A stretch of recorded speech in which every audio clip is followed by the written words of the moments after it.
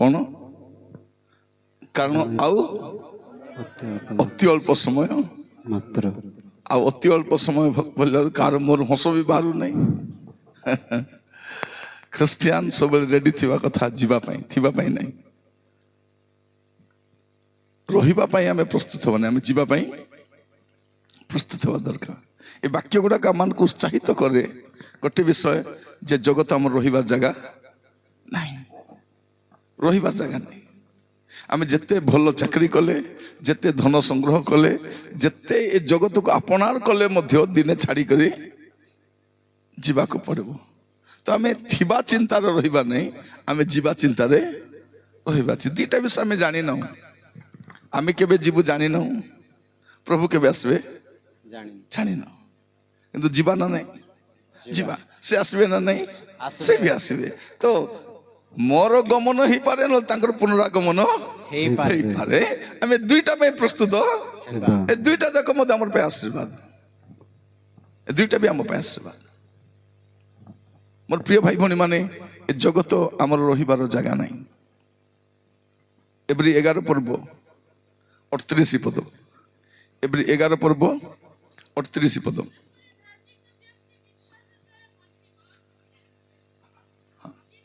हाँ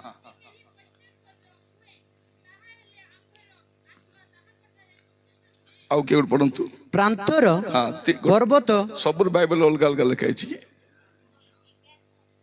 हाँ प्रांतर पर्वत गुहा पुणी पृथ्वीर गह्वर भ्रमण कले जगत से योग्य नथिला कौन लिखा जाउछि एवरी 11:38 रे प्रांतर पर्वत गुहा पुणी पृथ्वीर गह्वर भ्रमण कले जगत से योग्य नथिला जगत से योग्य नथिला सेमाने जगत पई योग्य नथिले बोल लिखा हो नहीं जगत से योग्य नथिला योग्य नथिला हैला विश्वासी मानकर रहिबार योग्य स्थान पृथ्वी नहीं आमे अछु बोली अछु बंद कर दी था बाइबल पढ़ला बेला कौन करिवो हैला आमे जते बेले अछु तो अछु काई की अछु प्रभु नेउ नांती भाई अछु काई की अछु से आसु नांती बोली अछु नले रहिबार योग्य जगह नहीं एटा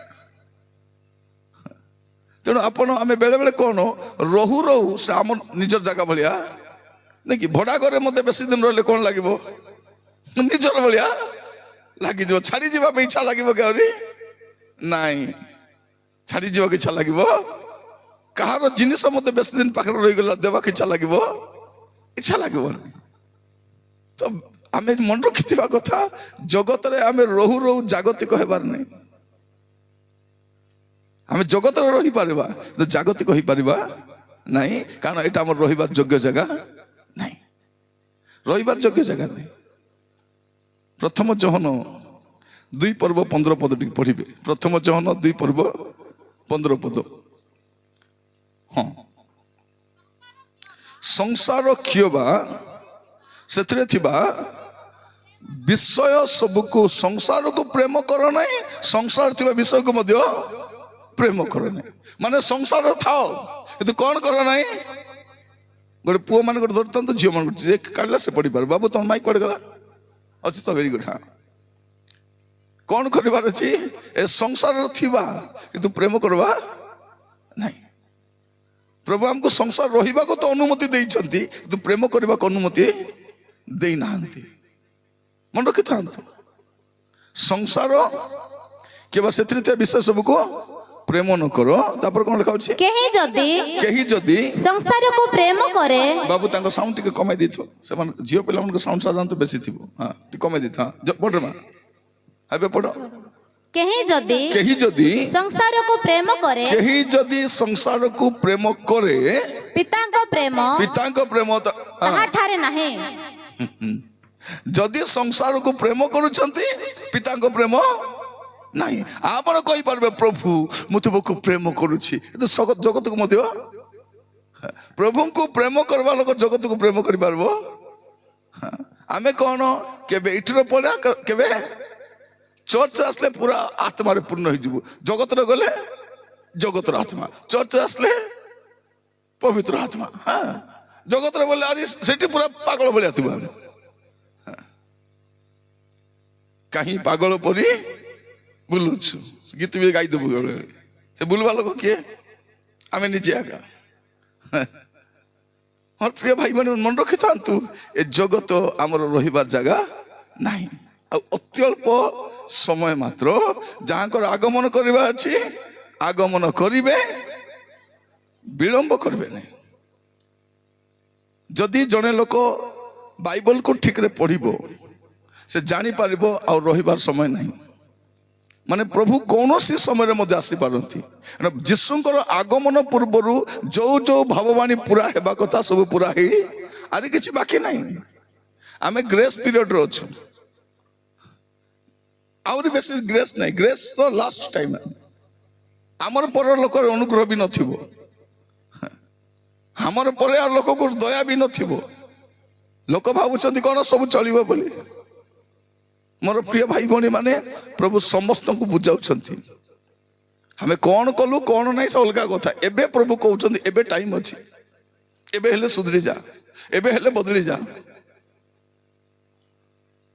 ଆଉ ଆଗକୁ ସୁଯୋଗ ନଥିବ। ଯଦି ପ୍ରେରିତ 17 ପର୍ବ 30-31 ପଢିବେ ଆପଣ ଜାଣିପାରିବେ। ପ୍ରେରିତ 17 ତାର 30 ଆଉ 31 ପଦ।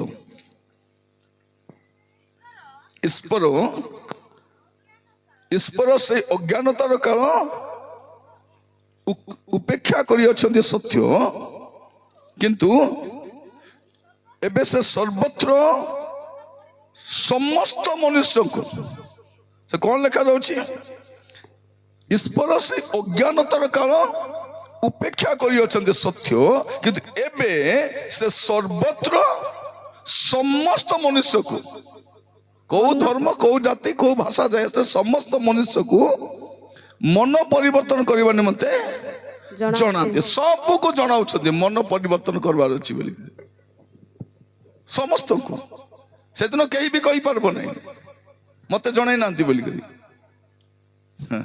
ସେଇଥିପାଇଁ ତ ହ୍ୱାଟ୍ସଆପ ଆସିଛି, ସେଇଥିପାଇଁ ତ ଫେସବୁକ୍ ଆସିଛି, ୟୁଟ୍ୟୁବ ଆସିଛି, କଣ ପାଇଁ ଆସିଛି?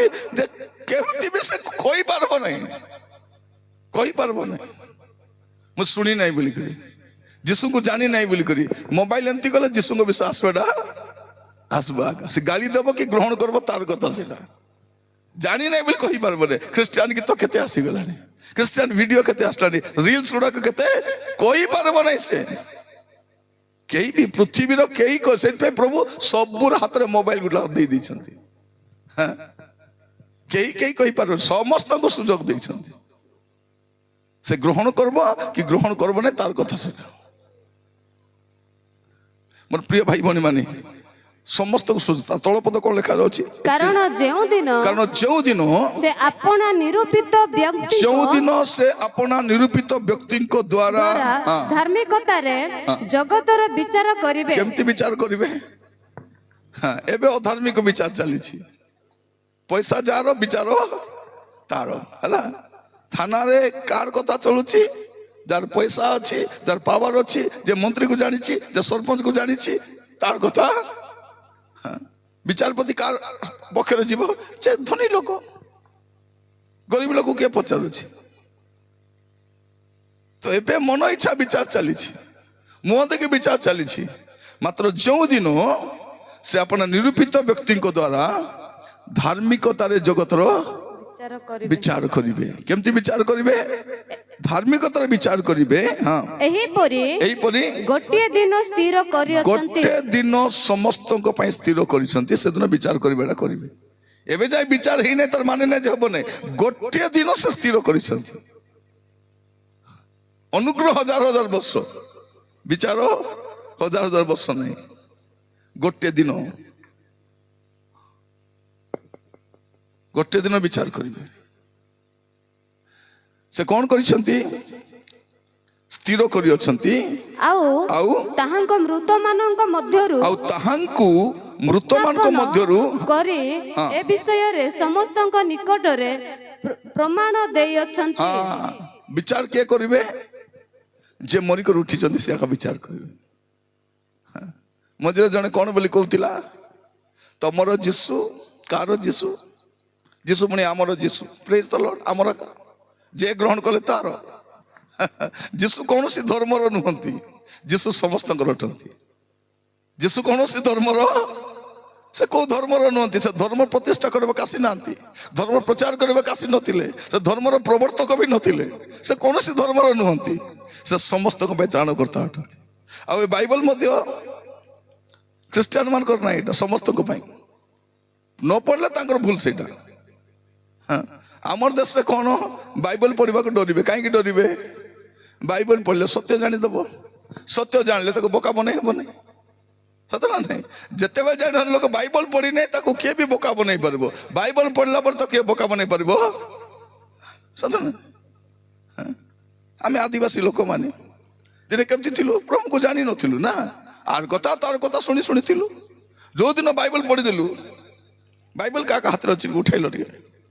କେଉଁମାନଙ୍କ ହାତରେ ବାଇବଲ ଅଛି? ଉପରକୁ ଉଠାନ୍ତୁ ଟିକେ। ସମସ୍ତେ ଉଠାନ୍ତୁ। ଭଲ କରି ଉଠାନ୍ତୁ ବାଇବଲ। Very good. ଦେଖନ୍ତୁ ମୋର ପ୍ରିୟ ଭାଇ ଭଉଣୀ ମାନେ, ଏଠି ମୁଁ ଉଠେଇ ଥାନ୍ତୁ ଟିକେ, ଉଠେଇ ଥାନ୍ତୁ। ଦେଖିବା ଓଜନ ହବାର ନାହିଁ। ଆପଣ ବାଇବଲକୁ ଟେକିଥାନ୍ତୁ, ପ୍ରଭୁ ବି ଆପଣଙ୍କୁ ଟେକିକି ରଖିବେ। ମୋର କଥା ମନେ ରଖିଥାନ୍ତୁ ପ୍ରିୟ ଭାଇ ଭଉଣୀ ମାନେ, ଆମକୁ କିଏ ବୋକା ବନେଇ ପାରିବ କି? ଏବେ ମୁଁ ଆପଣଙ୍କୁ ଠକି ଦେଇ ପଳେଇବି? ୟାଡୁ ସିଆଡୁ କଲେ ତ କହିବେ ଆଜ୍ଞା କୋଉଠି ଲେଖା ହେଇଛି ବୋଲିକିରି। ସତ ନା ନାହିଁ? ଆମ ଦେଶର ବାବା ମାନେ କ'ଣ କ'ଣ କହିଦେବେ, ପଚାରିବେ ବି ନାହିଁ। ସେଥିପାଇଁ ବାବା ମାନେ ସମସ୍ତଙ୍କୁ କାବା କରୁଛନ୍ତି। ଆମେ କାବା କରି ହବ ନାହିଁ। ଉଲ୍ଟା ପୁଲ୍ଟା ଗଲେ ପଚାରିବେ ଆଜ୍ଞା ଯୋଉଟା କହୁଥିଲେ ଆଜ୍ଞା କେତେ ପର୍ବ କେତେ ପଦ ବୋଲେ ହେଇଗଲା କଥା। ସେତେ ପଦ ପର୍ବ ଜାଣିଲେ କଥା ହବା, ନହେଲେ ନହେଲେ ନାହିଁ। ଏଠି କିଏ ଠକି? ସାନ ପିଲା, ଏଠି ସ୍କୁଲ ପଢିବା ପିଲା, କଲେଜ ପଢିବା ପିଲା, ଗୃହିଣୀ ମାନେ, ଚାକିରି କରିବା, ସବୁ ହାତରେ ବାଇବଲ ଅଛି। ଆଉ ପୃଥିବୀର ଗୋଟେ ବହି, ସତ୍ୟ ବହି ହଉଛି ବାଇବଲ। ବାଇବଲରେ ଦେଖିବେ, ବାଇବଲର ସବୁଠାରୁ ଅଧିକ ନାମ ବାଇବଲ ଲେଖା ଥିବ। କୌଣସି ଧର୍ମ ଗ୍ରନ୍ଥରେ ଏତିକି ବାଇବଲ ଦେଖିବେ, କୌଣସି ଧର୍ମ ଗ୍ରନ୍ଥରେ ଏତିକି ନାମ ଆପଣ ଦେଖିବେ। ବାଇବଲ ସାରା ତ କହିଲେ ନା ଆକା ଭର୍ତ୍ତି। ଆହୁରି ନା ଲେଖା ହେଇଛି ମାନେ କ'ଣ? ଅରିଜିନାଲଟା ବୋଲିବାଟା କାହାଣୀ ନାହିଁ।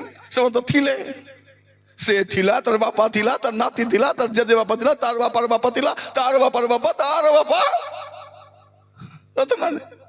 ମାଥ୍ୟୁ ପ୍ରଥମ ଅଧ୍ୟାୟ ଦେଖିଲେ କ'ଣ କରୁଛୁ? କାଲି ନା ତ ଦେଖୁଛୁ ଅବ୍ରାହମଙ୍କର ବଂଶାବଳୀ, ଯୀଶୁଙ୍କର ବଂଶାବଳୀ ବୋଲା ଗୋଟେ ଗଦା ନା ସେଠି ଆସୁଛି। ସେଠି ଗୋଟେ ଲୁକରେ ଦେଖିବେ ବଂଶାବଳୀ। ଲୁକରେ କେମିତି ବଂଶାବଳୀ ଆପଣ ଦେଖିବେ? ଆଦମଙ୍କ ଠାରୁ ଆରମ୍ଭ କରି ଯୀଶୁଙ୍କ ପର୍ଯ୍ୟନ୍ତ ଭାବି ଦେଖନ୍ତୁ, କେତେ ହଜାର ବର୍ଷର ଲିଷ୍ଟଟା। ଇଏ ତାଙ୍କର ପୁଅ, ସେ ତାଙ୍କର ପୁଅ, ସେ ତାଙ୍କର ପୁଅ। ଏଟା କାହାଣୀ ବହି କି ଇତିହାସ ବହି? ବାଇବଲର ପ୍ରଥମ ପୁସ୍ତକର ପ୍ରଥମ ଅଧ୍ୟାୟରେ କ'ଣ ଲେଖା ଅଛି? ଆଦ୍ୟରେ ପରମେଶ୍ୱର ଆକାଶ ମଣ୍ଡଳ ପୃଥିବୀ ସୃଷ୍ଟି କଲେ। ସୃଷ୍ଟି କଲେ। ବାଇବଲର ଶେଷ ପୁସ୍ତକର ଶେଷ ଅଧ୍ୟାୟରେ କ'ଣ ଲେଖା ଅଛି? 21 ପର୍ବରେ ଲେଖା ଅଛି ପୃଥିବୀ ସରିଲା, ନୂତନ ଆକାଶ ମଣ୍ଡଳ। ଏ ପୃଥିବୀର ଭ୍ୟାଲିଡିଟି କେତେ ଦିନ? ପ୍ରକାଶିତ ବାକ୍ୟ 21 ପର୍ଯ୍ୟନ୍ତ ଭ୍ୟାଲିଡିଟି। ତାପରେ ଭ୍ୟାଲିଡିଟି ସବୁ ଖତମ ହେଇଯିବ। ତ ମୋର ପ୍ରିୟ ଭାଇ ଭଉଣୀ ମାନେ, ଆଜି ବାକ୍ୟ ଶୁଣିଲା ବେଳକୁ ମୁଁ କାହିଁକି କହୁଛି, ପ୍ରଭୁ ଯୀଶୁ ଖ୍ରୀଷ୍ଟ ବିଚାର କରିବାକୁ ଆସୁଛନ୍ତି। ଆଉ ସେ ଶୀଘ୍ର ଆସୁଛନ୍ତି, ଆଉ ଡେରି କରିବେ ନାହିଁ। ଆଉ ଅତ୍ୟଳ୍ପ ସମୟ ମାତ୍ର। ଅତ୍ୟଳ୍ପ ମାନେ ତମେ ଯୋଉଟା କରିପାରିବ କର ବୋଲିବାର, କର ନହେଲେ ମର। ତ କ'ଣ କରିବା ଅଛି? ଏବେ କିଛି ଗୋଟେ କରିବାର ଅଛି। ଯଦି କରିବୁ ନାହିଁ ତ ମରିବୁ। ଆଉ ଆପଣ ଖସି ପାରିବେନି। ଏବେ ମୁଁ ଭୁଲ କରି କାହା ଉପରେ ଲଦି ଦେଇପାରିବି? ନାଇଁ ନାଇଁ, ମୁଁ ତ କରିନାହିଁ, ସିଏ କହିଲାରୁ ମୁଁ କଲି। ଏବେ ମଦୁଆ ମାନେ ମଦ ପିଇ କ'ଣ ବୋଲି କହୁଛନ୍ତି? ମୁଁ ପିଇ ନାହିଁ, ସିଏ ନେଇକରି ମତେ ପିଆଇଲା। ମୋର ଝିଅ ବେଶୀ ଭଲଟା ଆଜ୍ଞା, ସେ ଝିଅ ସହିତ ମିଶି ଏକା ଖରାପ ହେଲା। ମୋର ସ୍ୱାମୀ ପୁଡ଼ିଆ ଖାଇବ ନାହିଁ ଆଜ୍ଞା, ଭାଙ୍ଗ ଖାଇବ ନାହିଁ, ସେ ଏକା ଖୁଆଉଛି। ସେ କ'ଣ କେମିତି ଖୁଆଉଛି? ପାଟି ମେଲା କରୁଛି, ଏମିତି করে ପୁରେଇ ଦଉଛି। ମଦ କେମିତି ପିଆଉଛି? ତଳେ ଶୁଆଇ କରି, ଛାତିରେ ବସି କରି, ପାଟି ଚିରି କରି ବୋଟଲ ଢାଳୁଛି କି ନାଇଁ? ତ ଆପଣ ଏବେ ଭୁଲ କରି କାହାକୁ କାହାକୁ ଲଦି ଦେବେ, ଆଉ ଖସିଯିବେ। କିନ୍ତୁ ଗୋଟେ ଟାଇମ ଆସିବ, যার ଭଲ ତାକୁ ଯାର ଭୁଲ ତାକୁ ହିସାବ ବରାବର କରିଦେବେ। ଏବେ ମୁଁ କାହା କୋଠା ବଳି ଦେଇ ଖସି ଯାଇପାରିବି ଭୁଲ କରି କରି, ସେଦିନ ହବନି। ସବୁ ହିସାବ ତ ହବ। ରୋମିଓ ତାର 14 ପର୍ବ 12 ପଦ ଦେଖନ୍ତୁ। ରୋମିଓ 14 ପର୍ବ 12 ପଦ। ଅତଏବ ଆମ୍ଭମାନଙ୍କର ପ୍ରତ୍ୟେକ ଜଣକୁ ଈଶ୍ୱରଙ୍କର ଛାମୁରେ ନିଜ ନିଜର ହିସାବ ଦେବାକୁ ହେବ। ନିଜ ନିଜର ହିସାବ ଦେବାକୁ ହେବ। କାହାର କାହାର ହିସାବ ଦେବେ? ଯାର ହିସାବ ସିଏ ନିଜ ନିଜର ହିସାବ। ମନେ ରଖିଥାନ୍ତୁ, ଆପଣ ଅନ୍ୟ କାହାକୁ ଦୋଷାରୋପ କରି ଖସି ଯାଇପାରିବେ ନାହିଁ। ଏବେ ମୁଁ ଭୁଲ କରି କାହାକୁ କହିଦେଇ ପାରିବି ନାହିଁ, ଆଜ୍ଞା ତାର ସେ ଭୁଲ କଲା, ସେ କଲା, ଏ କଲା, ସମକ କଲା, ଏତେ ଷ୍ଟୋରି ନାହିଁ। ଯାର ହିସାବ ତାର ହେବ। ପ୍ରଭୁ ଆସୁଛନ୍ତି ଆହୁରି ଅବିଳମ୍ବରେ ଆସୁଛି। ତେଣୁ ସମସ୍ତଙ୍କୁ କହିବା ପାଇଁ ଚାହେଁ, ଆପଣ ଜୀବନକୁ ସଜାଡ଼ିବା ପାଇଁ ଚାହିଁବେ, ଏଇଟା ଏକା ଟାଇମ୍। କାଲି ବି ଆମକୁ ନାହିଁ। କାଲି କି ଦେଖିବା, କାହାର ଜୀବନରେ କାଲି ଅଛି? କାଲି ନାହିଁ। 5 ମିନିଟ୍ ପରେ କ'ଣ ହେବ ଆମକୁ ଜଣା ନାହିଁ। ତେଣୁ ଆପଣ 5 ମିନିଟ୍ ବି ନେଇପାରିବେ ନାହିଁ। ଆପଣ ରାସ୍ତାରେ ଯାଉଥିବେ, କୁକୁର ଗୋଟେ ହଗି ଦେଇଛି, ଚକଡ଼ି ଦେଲେ କ'ଣ ବୋଲି କହିବେ? ସକାଳକୁ ଗାଧେଇଲା ବେଳକୁ ଗୋଡ଼ ଧୋଇବି ବୋଲି କହିବେ କି କ'ଣ ବୋଲି କହିବେ ଆପଣ? ସାଙ୍ଗେ ସାଙ୍ଗେ ପାପକୁ ଆଉ ଲୁଚାଇ ହେବ? ସାଙ୍ଗେ ସାଙ୍ଗେ ଆଜ୍ଞା ଛାଡ଼ିବାର ଅଛି। ନାଇଁ ଆଜ୍ଞା ମୁଁ ତ ବାପ୍ତିସ୍ମ ନେଇଛି। ଗାଧେଇଛୁ ପରା, ବାପ୍ତିସ୍ମ ବୋଲେ ଗାଧେଇବାଟା। ତୁ ଗାଧେଇଛୁ ସତ କଥା, କିନ୍ତୁ ପାଦ ତ ମଇଳା ହେଲା, ଧୋଇବାର ଅଛି କି ନାହିଁ?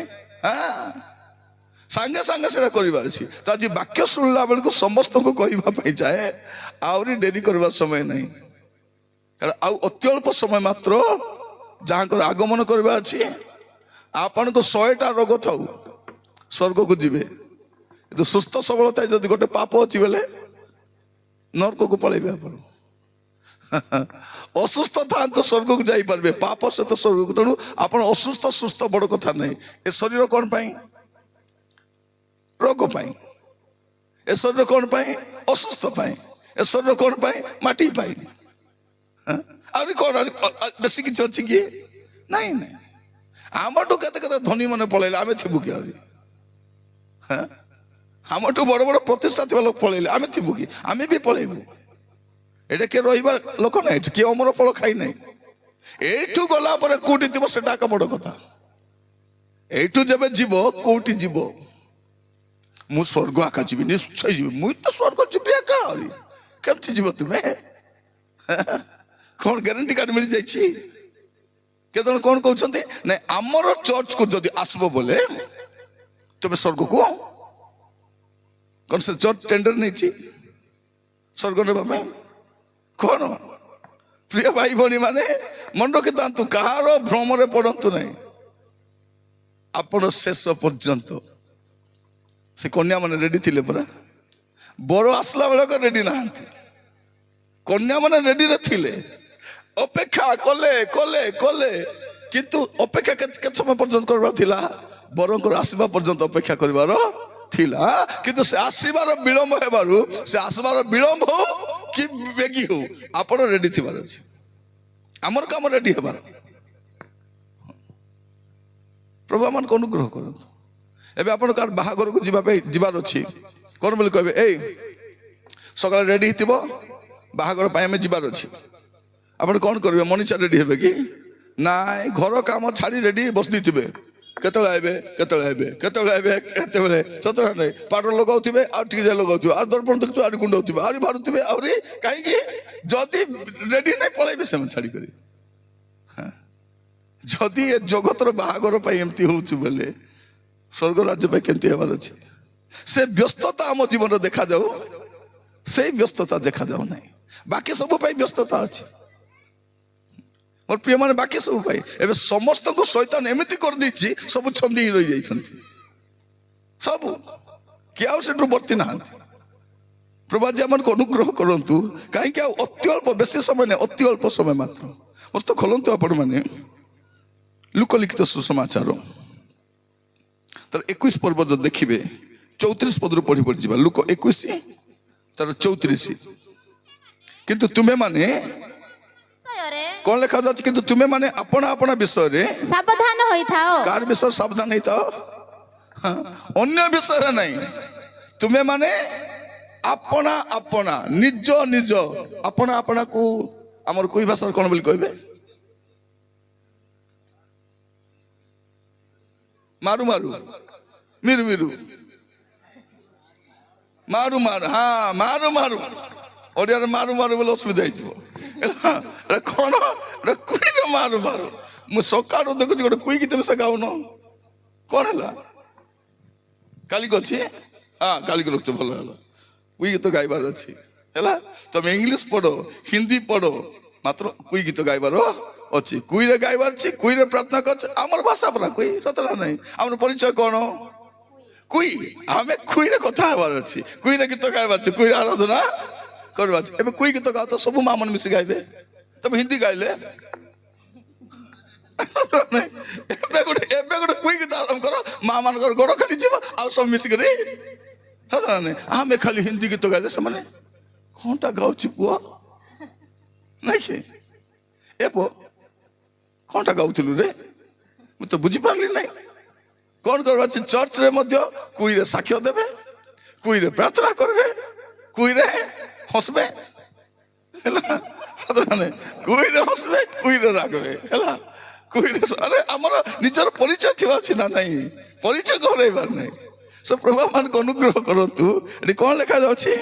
ତୁମେ ମାନେ ଆପଣା ଆପଣା ବିଷୟରେ ସାବଧାନ ହେଇଥାଅ, ଅନ୍ୟ ବିଷୟରେ ନାହିଁ, ଆପଣା ବିଷୟରେ ସାବଧାନ ହେଇଥାଅ। ହଁ, ତାପରେ କାଳେ ତୁମ୍ଭମାନଙ୍କର ହୃଦୟ କାଳେ ତୁମ ମାନଙ୍କର ହୃଦୟ ମତ୍ତତା କଣ? ମତ୍ତତା। ମତ୍ତତା ବୋଲେ କଣଟା? ମତ୍ତତା ବୋଲେ ମାତି କରିଥିବାଟା। ଆମର ହୃଦୟ କଣ? ଆମର ହୃଦୟ ମାତି କରିଥିବ। କୋଉଠି ମାତି କରିଛି ହୃଦୟ?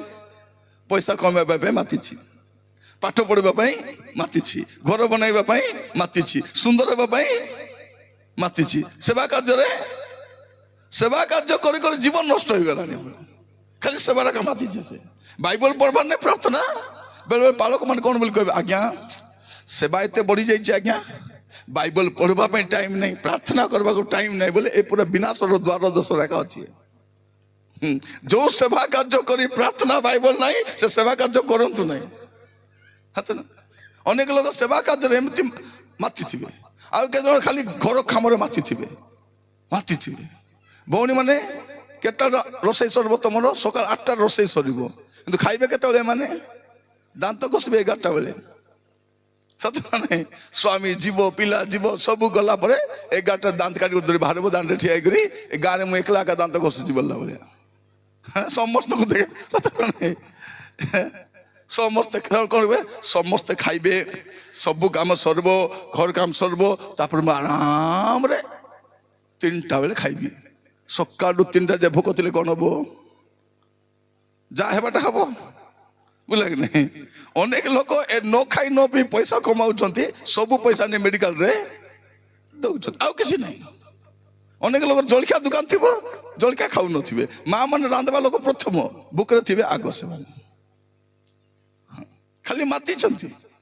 ଝିଅ ମାନେ ଖାଲି ପାଠ ପଢାରେ ମାତିଥିବେ। କଣ କଲେ? ମୁଁ ପାଠ ପଢୁଛି, ମତେ କିଛି କହିବୁନି। ଏଲୋଟି କଣ ପାଠ ପଢୁଛି, ମାତିଛନ୍ତି। ଆରେ କେତେ ସୁନ୍ଦର ହେବା ପାଇଁ ମାତିଛନ୍ତି, ସତ ନା ନାହିଁ? ଏତିକି କ୍ରିମ ରଖିଛନ୍ତି, ସକାଳେ ସନ୍ଧ୍ୟାରେ ରାତିରେ ଖାଲି ତାଙ୍କର ଧନ୍ଦା ସେଇଟା। କେତେବେଳେ ଦେଖିବ ରାତି 12ଟା ବେଳେ ମତେ ଦର୍ପଣ ଦେଖିକରି ଥରେ ଜଣଙ୍କ ଘରକୁ ଯାଇଛି, ଜଣେ ଭଉଣୀ ରାତିରେ ଖାଇସାରିଲା ପରେ ପାଉଡର ଲଗାଇଛନ୍ତି, ପାଉଡର ଲଗାଇ ଲିପଷ୍ଟିକ ଲଗାଇ ବାହାରିଲେ। ମୁଁ ତାଙ୍କୁ ଦେଖିଲି, ପଚାରିଲି ଦିଦି ଆପଣ କୁଆଡେ ଯାଉଛନ୍ତି? ନାଇଁ ମ ଶୋଇବା ପାଇଁ ଯାଉଛି ତ। ମୁଁ କହିଲି ଭଲ ହେଲା ଦିଦି, ପାଉଡର ଲଗାଇ ଶୋଉଛନ୍ତି, ଏଟା ସ୍ୱପ୍ନରେ ବି କୁଆଡେ କୁଆଡେ ଯିବ ନା ନାହିଁ। ସ୍ୱପ୍ନରେ କେବେ ମାମୁଁ ଘରକୁ ଯିବ, କେବେ ମାର୍କେଟ ଯିବ, କେବେ କୁଆଡେ ଯିବ, ତ ଲୋକ କହିଲ ତୁ ଲିପଷ୍ଟିକ ପାଉଡର ଲଗାଇନୁ, କେମିତି ଆସିଲୁ ବୋଲି କହିବେ ନା ନାଇଁ? ଏ ଭଲ ପାଉଡର ଲଗାଇକି ରାତିରେ ଶୋଇ ଦେଇଥିବା କଥା। ଆମେ ସମସ୍ତେ ମାତିଛୁ, ସତ ନା ନାଇଁ? କିଏ ଘର ବନାଇବା ପାଇଁ ମାତିଛୁ, କିଏ ଚାକିରିରେ ମାତିଛୁ। ଏବେ ସମସ୍ତେ କେତେ ଜଣ ମୋବାଇଲରେ ମାତିଛନ୍ତି, ସତ ନା ନାଇଁ? ମୋବାଇଲରେ ସାନ ସାନ ପିଲାମାନେ ଆଜି କଥା ବି ହେଇପାରୁନାହାନ୍ତି, କାହିଁକି? ମୋବାଇଲ ଧରିଛନ୍ତି ପାଇଁ। ମୋବାଇଲ ଧରିବା ପିଲା କଥା ହେଇପାରିବ କି? ତାର ମୁଣ୍ଡ ବି କାମ କରିବ ନାହିଁ। ଆମର ପିଲାମାନେ ଏବେ କଥା ବି ହେଇପାରୁନାହାନ୍ତି। ଆଗ କଣ କରୁଥିଲେ? ଗାଁ ମାନଙ୍କର ଦେଖିବେ, ସାନ ପିଲାକୁ ଖୁଆଇବା ପାଇଁ କଣ କରୁଥିଲେ? ମା ମାନେ ଶାଢୀରେ ବାନ୍ଧୁଥିଲେ, ଅଣ୍ଟାରେ ଖୁଞ୍ଚି କରି ବୁଲେଇ ବୁଲେଇ କହୁଥିଲେ ଏଠି ବାବୁ ଏଇଟା ଗଛ, ଏଠି ବଗ ଦେଖେ, କାଉ ଦେଖେ, ଅଙ୍କ ଦେଖେ, ଜାଣିଛି। ଏବେ କିଛି ଜଣା ନାହିଁ ତାକୁ, କଥା ବି କହି ଜଣା ନାଇଁ। ମା ବୋଲି ବି ଡାକୁନାହିଁ। କାହିଁକି ମା ବୋଲି ଡାକିବ? ମୋବାଇଲ ତ ଧରିଛି, ମା ବୋଲି କାହିଁକି ଡାକିବ? ଖାଇବା ପାଇଁ ତାକୁ ମୋବାଇଲ ଦରକାର, ଦରକାର ନା ନାହିଁ? ମୋବାଇଲ ନଦେଲେ ଖାଇବ ନାହିଁ, ମୋବାଇଲ ନଦେଲେ ଶୋଇବ ନାହିଁ, ମୋବାଇଲ ନଦେଲେ ହଗବ ନାହିଁ। ଏ ମୋବାଇଲ ଧରିକି ହଗବ। ଆମେ ତ ମୋବାଇଲ ଧରି ବାଥରୁମ ଯାଉଛୁ ନା ନାହିଁ?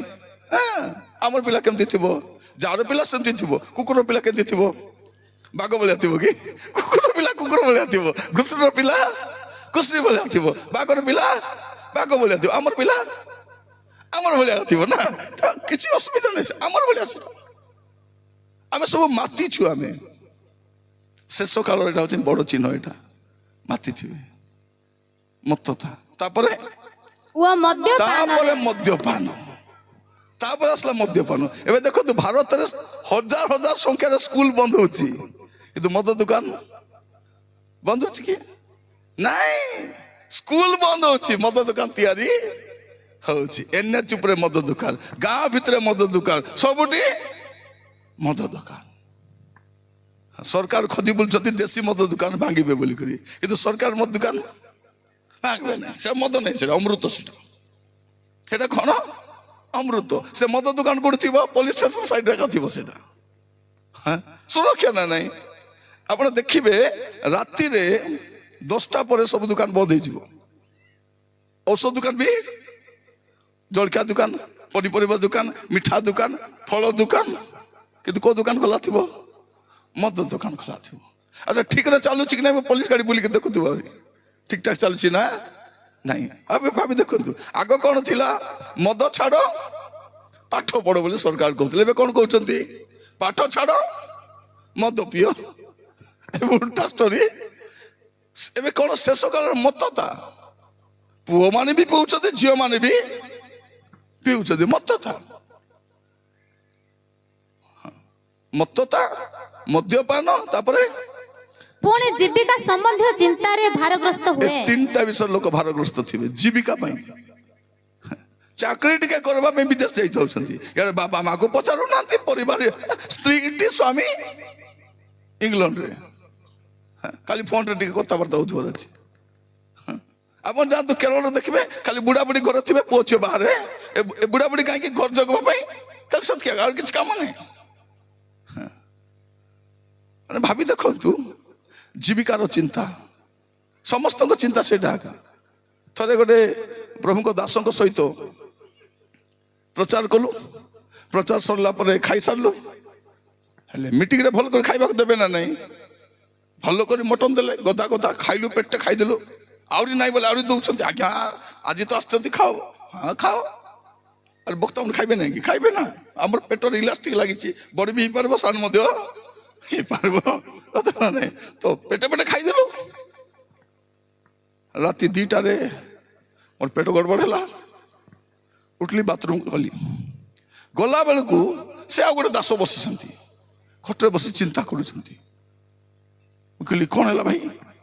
ଆଜ୍ଞା ମତେ ନିଦ ହଉନାହିଁ। ବୋଲି କଣ ପାଇଁ ନିଦ ହଉନାହିଁ? ବାଥରୁମ ଯାଇ ଆସି ବସିଲି। କଣ ପାଇଁ ନିଦ ହଉନାହିଁ? ନା ଆଜ୍ଞା ମୋର ପୁଅକୁ ଡକ୍ଟର କରିବି, ନା ଇଞ୍ଜିନିୟର କରିବି, ନା ଆଇଏସ୍ କରିବି, କଣ କରିବି ମୁଇଁ ଭାବି ପାରୁନାହିଁ। ସେଥିପାଇଁ ସେଇ ଚିନ୍ତାରେ ମୁଁ ବସିଛି ବୋଲି କହିଲି। ତୁ ବଡ ବଡ ଚିନ୍ତା, ସତ ନା ନାହିଁ? ପିଲାକୁ ଡକ୍ଟର କରିବ, ବଡ ଚିନ୍ତା ନା ନାହିଁ? ମୁଁ ତା ସହିତ ବସିଲି, ଚିନ୍ତା କଲା କରୁ କରୁ ମୁଁ ପଚାରିଲି, ଭାଇ ଆପଣଙ୍କ ପୁଅଟା କୋଉ କ୍ଲାସରେ ପଢୁଛି? ବୋଲିଲି। ନା ଆଜ୍ଞା ସ୍କୁଲ ବି ଏବେ ଯାଇନାହିଁ। ତା ବୋଲେ ତାର ପିଲା ଏବେ ଯାଏ ସ୍କୁଲ ଯାଇନାହିଁ। ସେ ଲୋକ ବସି ରାତି 2ଟାରେ ପିଲାକୁ ଚିନ୍ତା କରୁଛି, ମୋର ପିଲାକୁ କଣ? ସବୁକୁ ଖାଲି ଜୀବିକା ଚିନ୍ତା। ମା ମାନେ କଣ ବୋଲି କହୁଛନ୍ତି ପିଲାମାନଙ୍କୁ? ବାବୁ ବଡ ହେଲେ ତୁ ପୋଲିସ ଅଫିସର ହବୁ। ବେଶୀ ବିରକ୍ତ ହେଲେ କଣ କହୁଛୁ? ହଁ ହେବି, ଆଉ ତୋତେ ବାନ୍ଧିକି ନେବି ବୋଲୁଛନ୍ତି। ସେ ପିଲା ତ ସାନଟା, ସେ ପୋଲିସ ହବ କି ଡକ୍ଟର ହବ କି ତାର ପଛର କଥା ନାହିଁ। ତାର ଶୈଶବ କାହିଁକି ନଷ୍ଟ କରୁଛୁ ଆମେ? ସତ ନା ନାହିଁ? ଆମ ସମୟରେ ଡକ୍ଟର ଇଞ୍ଜିନିୟର କିଛି ନାହିଁ, ପାଠ ପଢି ପଢିଯିବ ଯେବେ ହେବାଟା। ଏବେ ସାନ ବେଳୁ ଆଗ ମସ୍ତ ଖେଳୁଥିଲେ ନା ନାହିଁ? ସ୍କୁଲରୁ ଆଇଲେ ବେଗ ଫିଙ୍ଗିବା କଥା ଆଗ, ତାପରେ 4ଟାରୁ 6ଟା ପୁରା ପାଗଳ ଭଳିଆ ଖେଳିବୁ, ତାପରେ ପଢିବୁ, ଖାଇବୁ, ଶୋଇବୁ, ତାପରେ ବେଗ ଧରିବା ସ୍କୁଲକୁ। ସେଇ ସରକାର ସ୍କୁଲରେ ତ ପଢିଛୁ ଆମେ। ସେ ଭାଇ ଭଉଣୀ ମାନେ ପ୍ରଭୁ ଆମମାନଙ୍କୁ ଅନୁଗ୍ରହ କରନ୍ତୁ। ଏବେ ଲୋକମାନେ କ'ଣ ମତତା, ମଦ୍ୟପାନ ଆଉ ଜୀବିକା ସମ୍ବନ୍ଧୀୟ ଚିନ୍ତା, ଏ ତିନିଟା ହଉଛି ଶେଷ କାଳର ସବୁଠୁ ବଡ ମାରାତ୍ମକ ଫାନ୍ଦ। ଏଇଟା ଫାନ୍ଦ ବୋଲି ଲେଖା ହଉଛି ତା ତଳ ପଦରେ। এই ফান্দরে ସମସ୍ତେ ପଡ଼ି କରିଥିବେ। ପ୍ରଭୁ ଆମମାନଙ୍କୁ ଅନୁଗ୍ରହ କରନ୍ତୁ। ଆମର ପାଇଁ ଆମର ପ୍ରଭୁ ଯଥେଷ୍ଟ ଅଟନ୍ତି। ହାଲେଲୁୟା। ଆମର ପ୍ରଭୁ ଆମର ପାଇଁ, ମୁଁ କହୁଥିଲି ସକାଳେ, ଆଜି ପର୍ଯ୍ୟନ୍ତ ମୋର 50 ବର୍ଷର ଅଧିକ ହେଲାଣି, ଆଜି ପର୍ଯ୍ୟନ୍ତ ମୁଁ ଖ୍ରୀଷ୍ଟିଆନ ଲୋକକୁ ଭିକ ମାଗବାଟା ଦେଖିନାହିଁ। ଓଡ଼ିଶା ସାରା ବୁଲିଛି, ବସଷ୍ଟାଣ୍ଡ ବୁଲିଛି, ଟ୍ରେନରେ ବୁଲିଛି, ଚାରିଆଡେ ବୁଲିଛି, ଗାଁ ଗାଁ ବୁଲିଛି, ଯାଇଛି, କୋଉଠି ଖ୍ରୀଷ୍ଟିଆନ ଲୋକ ଭିକ ମାଗବାଟା ମୁଁ ଆପଣ ଦେଖିଛନ୍ତି କି? ନାଇଁ। ବାବୁ ଭିକ୍ଷା ମିଳୁ, ବାବୁ ଯୀଶୁଙ୍କ ନାମରେ ଭିକ୍ଷା ଟିକେ ଦିଅ ବାବୁ କହିଲି ପରା। ଯୀଶୁଙ୍କ ନାମ ଯେ ନେଲା ଭିକ୍ଷା ମାଗବାଟା କ୍ୟାନ୍ସେଲ ହେଲା। ତାର ଭିକାର ଦିନ ସରିଗଲା ସେଟା। କାରଣ ସେ କାହାକୁ ଧରିଛି? ଆଶୀର୍ବାଦ କରିବା ପ୍ରଭୁକୁ। ସେ ଆମକୁ ଆଶୀର୍ବାଦ ଦରକାର ନାହିଁ, ଆମକୁ ଯୀଶୁ ଦରକାର। ଯୀଶୁ ଯଦି ଥିବେ ଆଶୀର୍ବାଦ ସବୁବେଳେ। ଆମେ ସୁସ୍ଥତା ପଥରେ ଯିବା ନାହିଁ, ଯୀଶୁଙ୍କ ପଥରେ ଯିବା। ଯୀଶୁ ଯଦି ଅଛନ୍ତି ସୁସ୍ଥତା ଅଛି। ଆମେ ଆଶ୍ଚର୍ଯ୍ୟ କର୍ମ ପଥରେ ଯିବା ଦରକାର ନାହିଁ, ଯୀଶୁଙ୍କ ପଥରେ। କାରଣ ଯୀଶୁ ହିଁ ଆଶ୍ଚର୍ଯ୍ୟ ଅଟନ୍ତି। ଯୀଶୁ ଯୋଉଠି ଥିବେ ଆଶ୍ଚର୍ଯ୍ୟ କର୍ମ ସେଇଠି ଥିବ। ଯୀଶୁ ଆଶ୍ଚର୍ଯ୍ୟ କର୍ମ କରନ୍ତି ନାହିଁ, ସେ ତ ନିଜେ ଆଶ୍ଚର୍ଯ୍ୟ ଅଟନ୍ତି। ସେ ଯୋଉଠି ଥିବେ ଆଶ୍ଚର୍ଯ୍ୟ କର୍ମ। ସେ ବାହାଘର ଗଲେ ସେଠି ଆଶ୍ଚର୍ଯ୍ୟ କର୍ମ,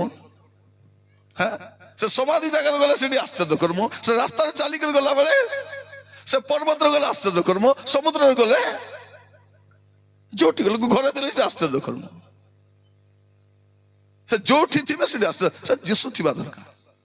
ତ ମୁଁ ଆପଣ ମାନଙ୍କୁ କହିବା ପାଇଁ ଚାହେଁ, ଆମେ ଏ ଜଗତ ପଛରେ ପାଗଳ ହେଇ ବୁଲିବାନି, ଜଗତ ପଛରେ ଯିବାନି। ଆମର ପ୍ରସଙ୍ଗ ପଦ କ'ଣ? କାରଣ ଆଉ ଅତି ଅଳ୍ପ ସମୟ ମାତ୍ର, ବେଶୀ ସମୟ ନାହିଁ, ଅତି ଅଳ୍ପ ସମୟ ମାତ୍ର ଯାହାଙ୍କର ଆଗମନ କରିବାର ଅଛି। ଆଗମନ ଅଳ୍ପ ସମୟ ନାହିଁ, ଅତି ଅଳ୍ପ। ଅତି ଅଳ୍ପ ମାନେ କ'ଣ? ଅଳ୍ପର ଅଳ୍ପର ଅଳ୍ପର ଅଳ୍ପର ଅଳ୍ପ ହଉଛି ଅତି ଅଳ୍ପ, ଅତି ଅଳ୍ପ ସମୟ। ତେଣୁ ଆପଣ ମାନେ ସେଇ ଚିନ୍ତାରେ ଥାନ୍ତୁ। ଆପଣ ବିଲରେ ଥାନ୍ତୁ, ପ୍ରଭୁରେ ଥାନ୍ତୁ। ଅଟୋ ଚଲାଉଥାନ୍ତୁ, ପ୍ରଭୁରେ ଥାନ୍ତୁ। କୁଲି କାମ କରୁଥାନ୍ତୁ, ପ୍ରଭୁରେ ଥାନ୍ତୁ। କଲେଜରେ ଥାନ୍ତୁ, ପ୍ରଭୁରେ ଥାନ୍ତୁ। ହଷ୍ଟେଲରେ ଥାନ୍ତୁ, ପ୍ରଭୁରେ ଥାନ୍ତୁ। କିଚେନରେ ଥାନ୍ତୁ, ଛାତରେ ଥିଲେ ବି ପ୍ରଭୁରେ ଥାନ୍ତୁ। ମୋବାଇଲ ଧରି ଛାତରେ ବସିକରି ନାରେ ନାରେ ହେବାର ଆବଶ୍ୟକ ନାହିଁ, ଆବଶ୍ୟକ ନାହିଁ। ପିଲାମାନଙ୍କୁ ଜଙ୍ଗଲରେ ନେଟୱାର୍କ ଧରିତେ ବସିକରି ଲୁଚି ଲୁଚି କାହିଁ ଦେଖିବା ଅଛି? ଯଦି ଫୋନ ଆସିଲା ମାନେ ଲୁଚାଉଛୁ ମାନେ ଏଟା ଭଲ ଫୋନ କଲେ ନଥିବ, ହେଇଥିବ କି ନାଇଁ? ଯୋଉ ଫୋନ ଆସିଲେ ମୋର ବାପା ମା ସାମ୍ନାରେ କଥା ହେଇପାରୁନାହିଁ, ତା ଭଲ ଫୋନ ହେଇଥିବ କି ନାଇଁ? ବାପା ମା ସାମ୍ନାରେ କଥା ହେବାର ଅଛି, ଲୁଚି କରି। ଆମେ ତ ଚତୁର ଗୁଡାକ, ସତ ନା ନାଇଁ? ଚତୁର। ଫୋନ ଆସିଲେ ଫାଷ୍ଟ ଦେଖବୁ, ଏଣେ ତେଣେ ଇଆଡେ ସେଠିକି ଦେଖିଦେବୁ। କେ ଦେଖୁଛନ୍ତି ନା? ଦେଖୁନା ତ ଷ୍ଟାର୍ଟ ଆହୁରି। କାହିଁକି? କନଫର୍ମ କରିବା ପାଇଁ ଅଛନ୍ତି ନା ନାଇଁ? ମଦୁଆ ମାନେ ମଧ୍ୟ କ'ଣ କରିବେ? ଇଆଡେ ସିଆଡେ ଟିକେ ଦେଖିବେ। ଭଉଣୀ ମାନେ ସ୍କୁଟି କି ବାଇକ ରେ ବସିବା ପୂର୍ବରୁ କ'ଣ କରିବେ? ଟିକେ ଦେଖିଦେବେ କି ନାଇଁ ବୋଲି ବସି ଦେଇକି ଅଣ୍ଡା ପକେଇ ଦେଇଥିବ। ତମେ ନୂଆ ବୋଉ କ'ଣ ପାଇଁ ସେ ଅବସ୍ଥା କି ବସ? କାରଣ ବାଇକ ରେ ବସି ନରକକୁ ଯିବା ଅପେକ୍ଷା ଚାଲି ଚାଲି ସ୍ୱର୍ଗକୁ ଯିବାଟା ଭଲ। ସେ ବାଇକ ରେ ବସିଲା ପରେ ଦୁଃଖ ସୁଖ ହେବେ ନା ନାଇଁ? ହେବେ। ସେ ବାଇକ ବାଲା କ'ଣ କହିବ? କେମିତି ଅଛ ଭାଇନା? କ'ଣ କହିବି ରେ, ମୋର ଜୀବନ ନରକ ହେଇଗଲା ତାକୁ ବାହା ହେଇକରି। ତୁ କେମିତି ଅଛିଲ? ମୋର ବି ସେମିତି ଏକ ଅବସ୍ଥା ଭାଇନା, ମୋର ବି ଜୀବନ ନରକ ହେଇଗଲା। ଚାଲେ ଆମେ 2 ଜଣ ମିଶିକି ସ୍ୱର୍ଗକୁ। ବୁଝିଲେ ନା ନାଇଁ? ସମସ୍ୟା ସେଠି, ଯୋଉଠି ଯିବା କଥା ନାହିଁ ସେଠି ଯିବେ ନାହିଁ, ବସବେ ନାହିଁ। ଭଉଣୀ ମାନେ ବେଳେ ବେଳେ ଆପଣଙ୍କ ଘରକୁ କିଏ ଆସିବେ ନା ନାଇଁ? ଆସିକରି ଭାଉଜ ଭାଇନା ନାହାନ୍ତି ଯାଅ ବୋଲି କହିବ। ସେ ଜାଣି ଫୋନ କରିବ। ଫୋନ କରି କ'ଣ ପଚାର? ଫାଷ୍ଟ କ'ଣ ପଚାରିବ? ଭାଇନା ଗଲେ କି ଭାଉଜ? ଏବେ ଏକା କାମକୁ ଗଲେ, ଆସିବେ କି? କ'ଣ ପାଇଁ ଆସିବ ବୋଲି ପଚାରିବ।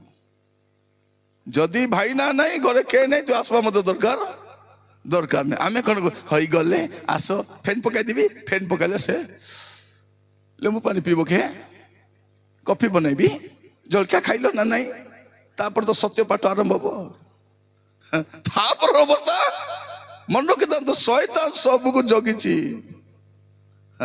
ଆପଣ ମାନେ ସତର୍କ ଥିବେ, କାରଣ ଅତି ଅଳ୍ପ ସମୟ ମାତ୍ର, ଏ ଅଳ୍ପ ସମୟ ଦିଆଯାଇଛି ଆମ ଜୀବନକୁ ସଜାଡ଼ିବା ପାଇଁ, ଅଳ୍ପ ସମୟ ଦିଆଯାଇଛି ଚରିତ୍ର ସଜାଡ଼ିବା ପାଇଁ, ଭାବିବା ପାଇଁ ମୁଁ ପ୍ରଭୁଙ୍କ ରାଜ୍ୟକୁ ଯାଇପାରିବି ନା ନାହିଁ।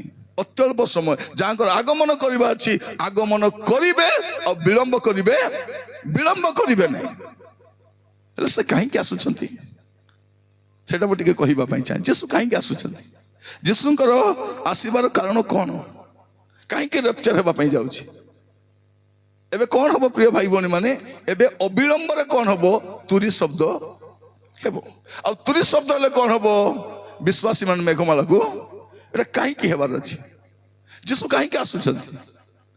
ଟିକେ ଚିନ୍ତା କରି ଆମେ ଦେଖିବା ଦରକାର। এইগুড়াক জানলা পরে এ জগতর কৌশি বিষয় মধ্যে আকর্ষণ করুনাই, কিছু নাই।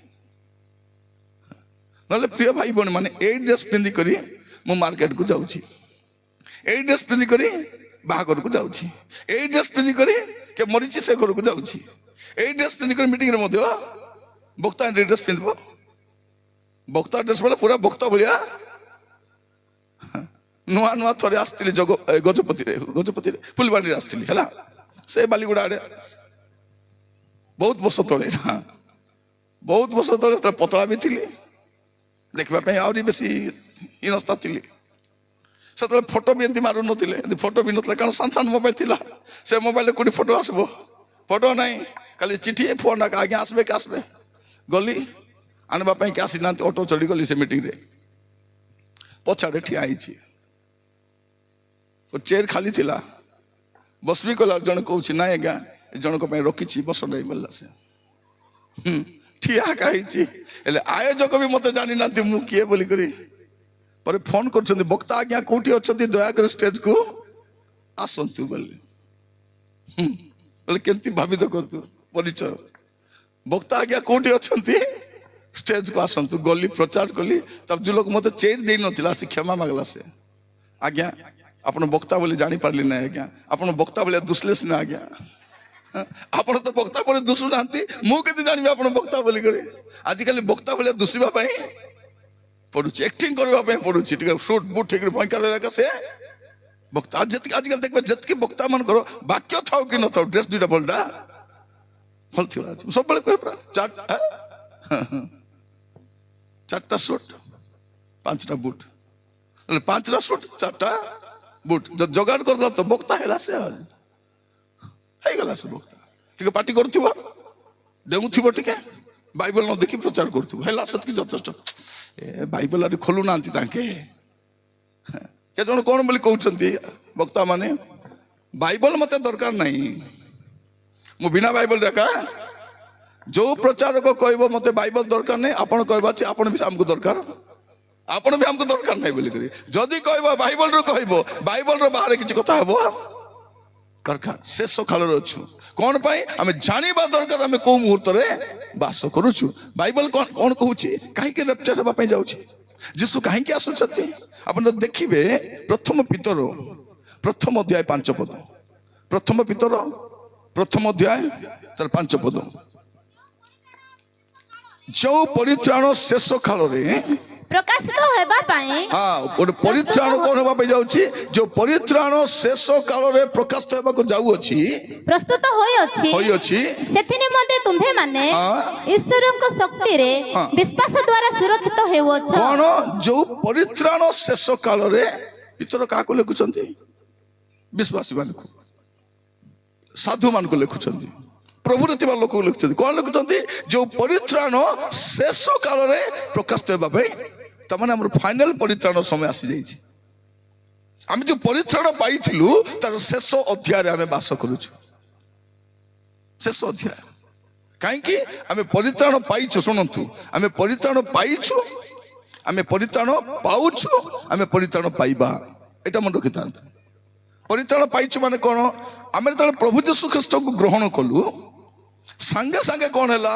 ଅତୀତର ପାପ ସବୁ କ୍ଷମା ହେଇଗଲା, ଅତୀତର ସବୁ ପାପ କ୍ଷମା ହେଇଗଲା। କିନ୍ତୁ ଏବେ ବର୍ତ୍ତମାନ ଯୋଉ ପାପ କରୁଛୁ କ'ଣ କରିବାର ଅଛି? କ୍ଷମା ମାଗିବାର ଅଛି। ସେଥିପାଇଁ ଆମେ ପ୍ରାର୍ଥନା କରିବା ପୂର୍ବରୁ କ୍ଷମା ମାଗୁଛୁ। ଚର୍ଚ୍ଚରେ ବାକ୍ୟ ପୂର୍ବରୁ ଆମେ କ୍ଷମା ମାଗୁଛୁ। କାହିଁକି କ୍ଷମା? ପାପ ତ ହେଇଯାଉଛି, ଦେଖିବାରେ, କହିବାରେ, ଭାବିବାରେ ପାପ ହେଇଯାଉଛି, କାରଣ ଆମେ ପାପର ଜଗତରେ ଅଛୁ। ତ ଏବେ ଆମେ କ୍ଷମା ପାଇ ଯାଉଛୁ। ଏବେ କିନ୍ତୁ ଯୀଶୁ ଯେବେ ଆସିବେ କ'ଣ ହବ? ଏ ପାପର ଜଗତରୁ ଆମେ ଚାଲିଯିବା, ଆଉ ଯୋଉଠି ଆମେ ଯିବା ସେଠି ପାପ ପ୍ରବେଶ କରିପାରିବ, ସେଇଟା ପାଇଁ ଆମେ ଅପେକ୍ଷା କରୁଛୁ। ସେ ଶେଷ ପରିତ୍ରାଣ ପାଇଁ ପ୍ରଭୁ ଯୀଶୁ ଆସିଲେ କ'ଣ କରିବେ? ଏ ଜଗତରୁ ଆମକୁ ନେଇକି ପଳେଇବେ। ହାଲେଲୁୟା। ଏ ଜଗତ ପାପର ଜଗତ। ବାଇବଲ କହୁଛି ସମୁଦାୟ ଜଗତ ପାପାତ୍ମାର ଅଧୀନରେ ଅଛି। କାହାର ଅଧୀନରେ ଅଛି? ପାପାତ୍ମାର ଅଧୀନରେ ଅଛି। ଆମେ ଆଗ ତାର ଅଧୀନରେ ନାହିଁ। ସେଇଥିପାଇଁ ଶୈତାନକୁ ବେଶ ଟେନସନ ହେଇଯାଉଛି ହେଲା। ଲୋକମାନେ ମଦ ଦୋକାନ ଯାଇ ଭାଙ୍ଗିଲା କେବେ ଦେଖିଛନ୍ତି କି? ଚର୍ଚ୍ଚ ଭାଙ୍ଗବାକୁ ଆସିଥିବେ ସେମାନେ। ମଦ ଦୋକାନ ଭାଙ୍ଗିବେ ନାହିଁ।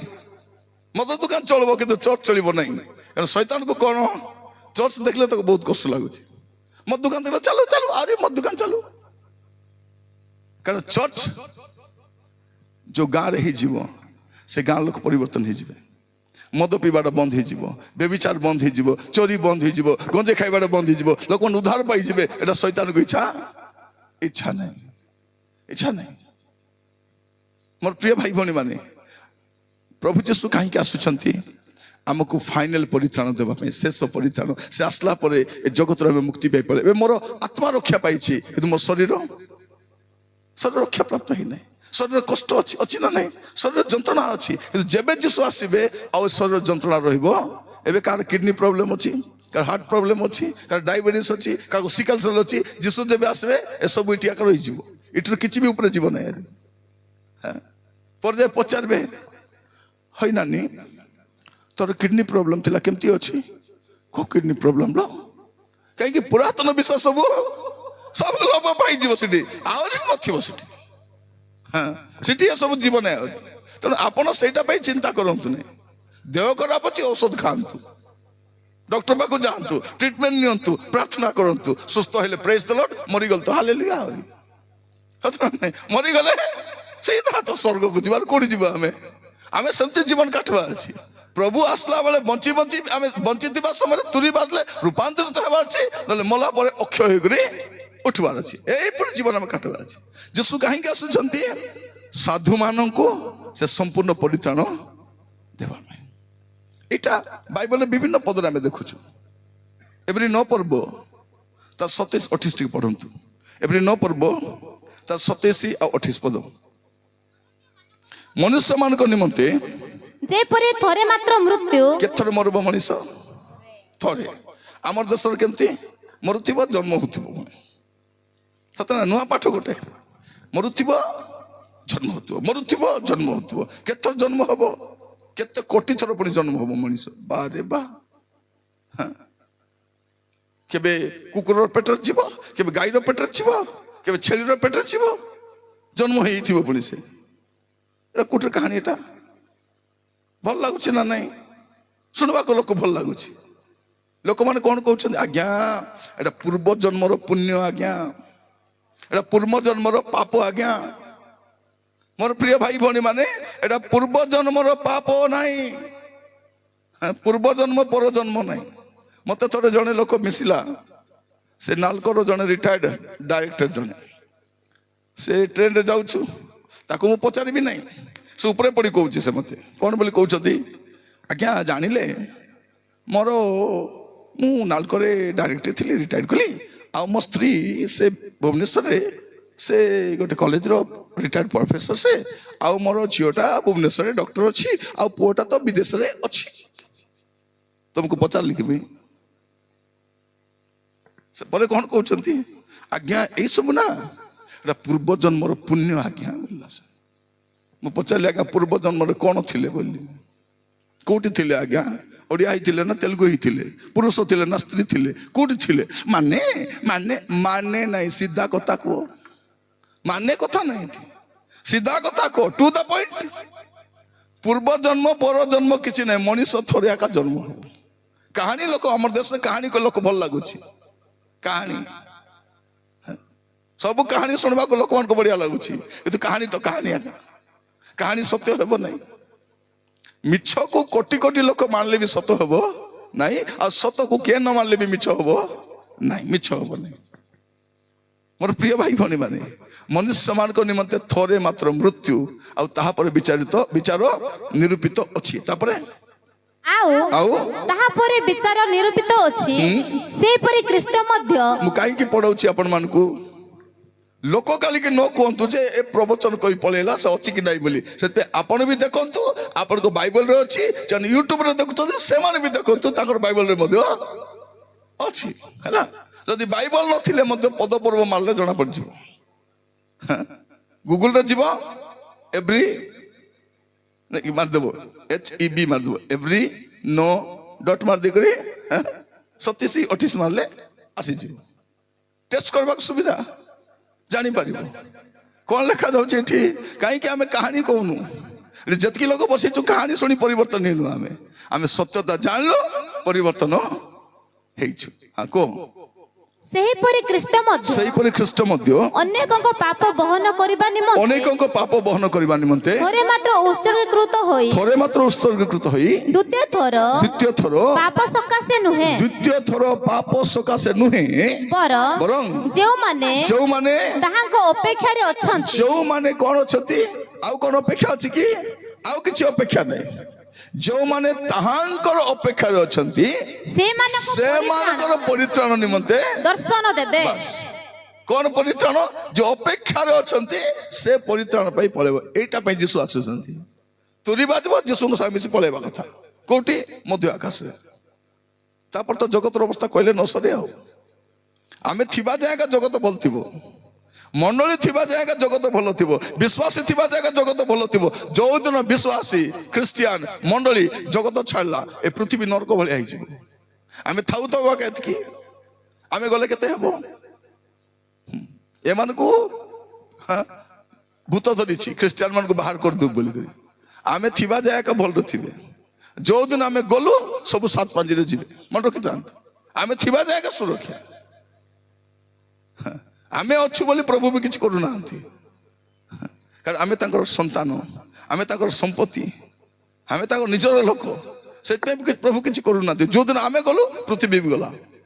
ଅବସ୍ଥା ଆହୁରି କହିଲେ ନ ସରେ। ତେଣୁ ଆପଣ ଯିବା ପାଇଁ ପ୍ରସ୍ତୁତ ଥିବେ, ଥିବା ପାଇଁ ନାହିଁ। ଏତେ ଭଲ ଘର ବାନ୍ଧିଛି, କେମିତି ମୁଁ ଯାଇପାରିବି? ମୋର ଟଙ୍କା ଅଛି, ମୋର ସୁନା ଅଛି, ମୁଁ କେମିତି ଯିବି? ଥିବ, ପରେ ଜାଣିବ। ନା ତମ ସୁନା ରକ୍ଷା କରିପାରିବ, ନା ଟଙ୍କା ରକ୍ଷା ପାରିବ, ନା ପଦବୀ କିଛି ରକ୍ଷା କରିପାରିବ ନାହିଁ। ଆଗାମୀ ସମୟ ଭୟଙ୍କର ସମୟ। ତ ଆମେ କଣ ପାଇଁ ଅପେକ୍ଷା କରିଛୁ? ଯୀଶୁ କାହିଁକି ଆସୁଛନ୍ତି? ଜଣେ ଅପେକ୍ଷା କରିଛନ୍ତି। ଅପେକ୍ଷାରେ ଅଛନ୍ତି କି? ଆପଣ ପ୍ରତି ସକାଳ, ପ୍ରତି ସନ୍ଧ୍ୟା ଗୋଟେ ଅପେକ୍ଷାରେ ଥିବାର ଅଛି। ପ୍ରଭୁ କେତେବେଳେ ଆସିବେ ପରା। ବାଇବଲ ସେଟା ତ କହୁଛି। ଆପଣ ମାର୍କ 13 ପର୍ବ 35 ପଦରୁ ଟିକେ ପଢନ୍ତୁ ତ। ମାର୍କ 13 ପର୍ବ 35 ପଦରୁ। କାଳେ ଗୃହକର୍ତ୍ତା ଅକସ୍ମାତ୍ ଆସି ତୁମ୍ଭମାନଙ୍କୁ ନିଦ୍ରିତ ଦେଖନ୍ତି, ଏଥି ନିମନ୍ତେ ଜାଗ୍ରତ ଥାଅ। କଣ ଥାଅ? ଏଥି ନିମନ୍ତେ ଜାଗ୍ରତ ଥାଅ।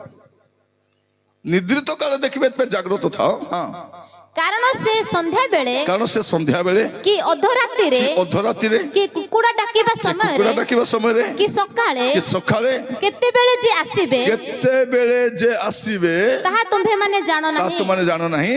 ମୁଁ ତୁମ୍ଭମାନଙ୍କୁ ଯାହା କହୁଅଛି ତାହା ସମସ୍ତଙ୍କୁ କହୁଅଛି। ଜାଗ୍ରତ ଥାଅ। କଣ ଥାଅ? ଜାଗ୍ରତ ଥାଅ, ପ୍ରସ୍ତୁତ ଥାଅ, ରେଡି ଥାଅ।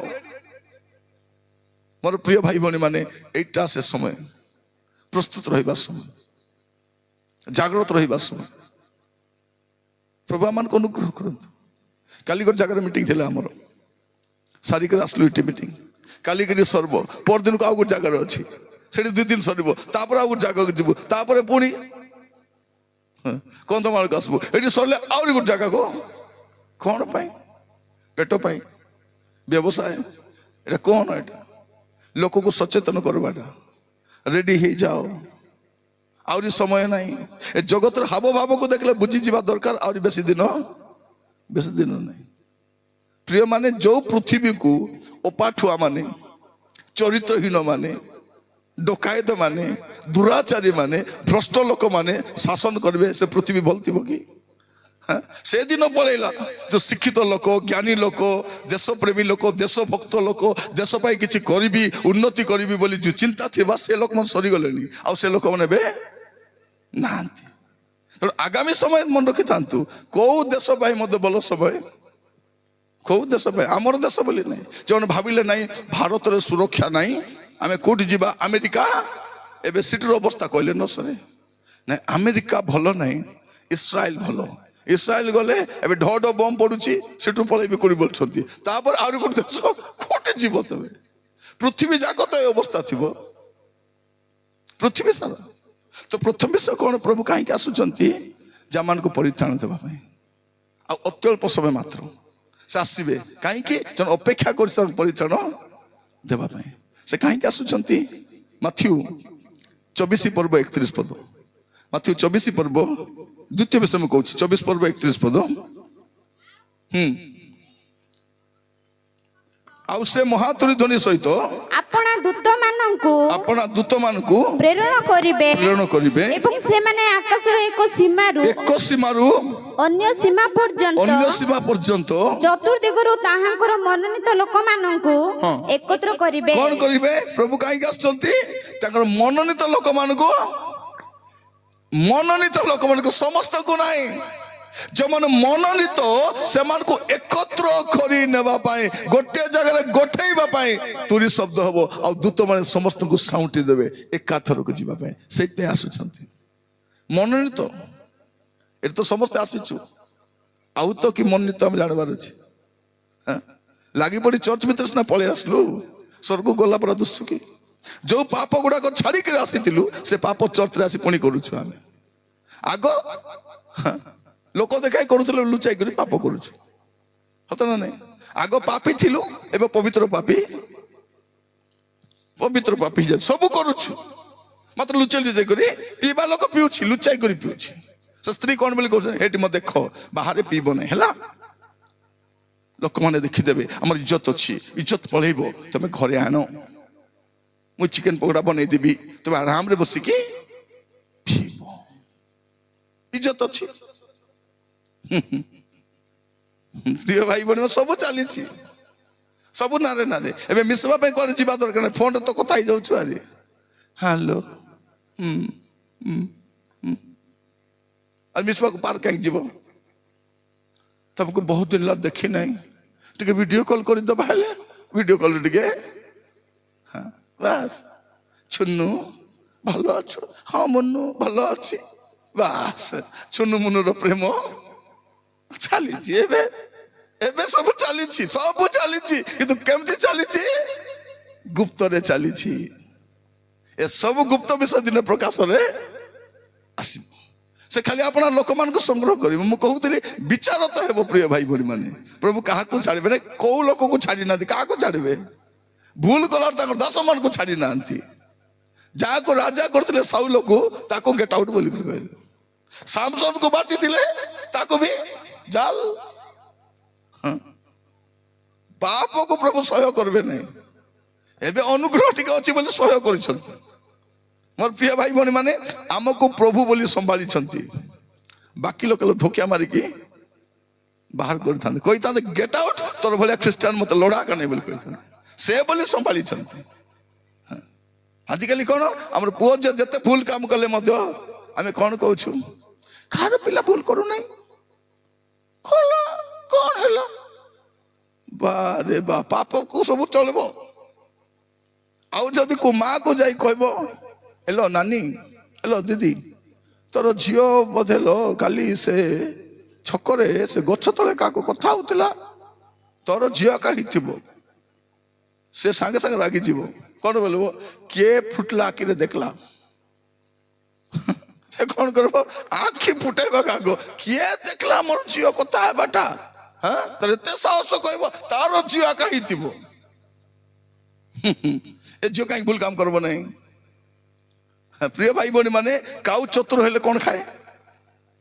ବିରିୟାନୀ ଖାଇବ। ଚତୁର କାଉ କଣ ଖାଏ?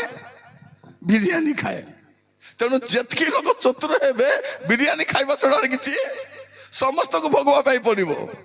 मोर प्रिय माने खाली प्रभु आसुचंती अपना मनोनीत लोक मान संग्रह कर नेबे और बलका जो माने थिबे बंचिबी बोली तरसे जीवे से माने एबे पैसा अछि सामान किनी पारछु से पैसा थिले भी किनी पार माने चिन्ह नथिला बोले चिन्ह नथिले एबे भी से चिन्ह चली छी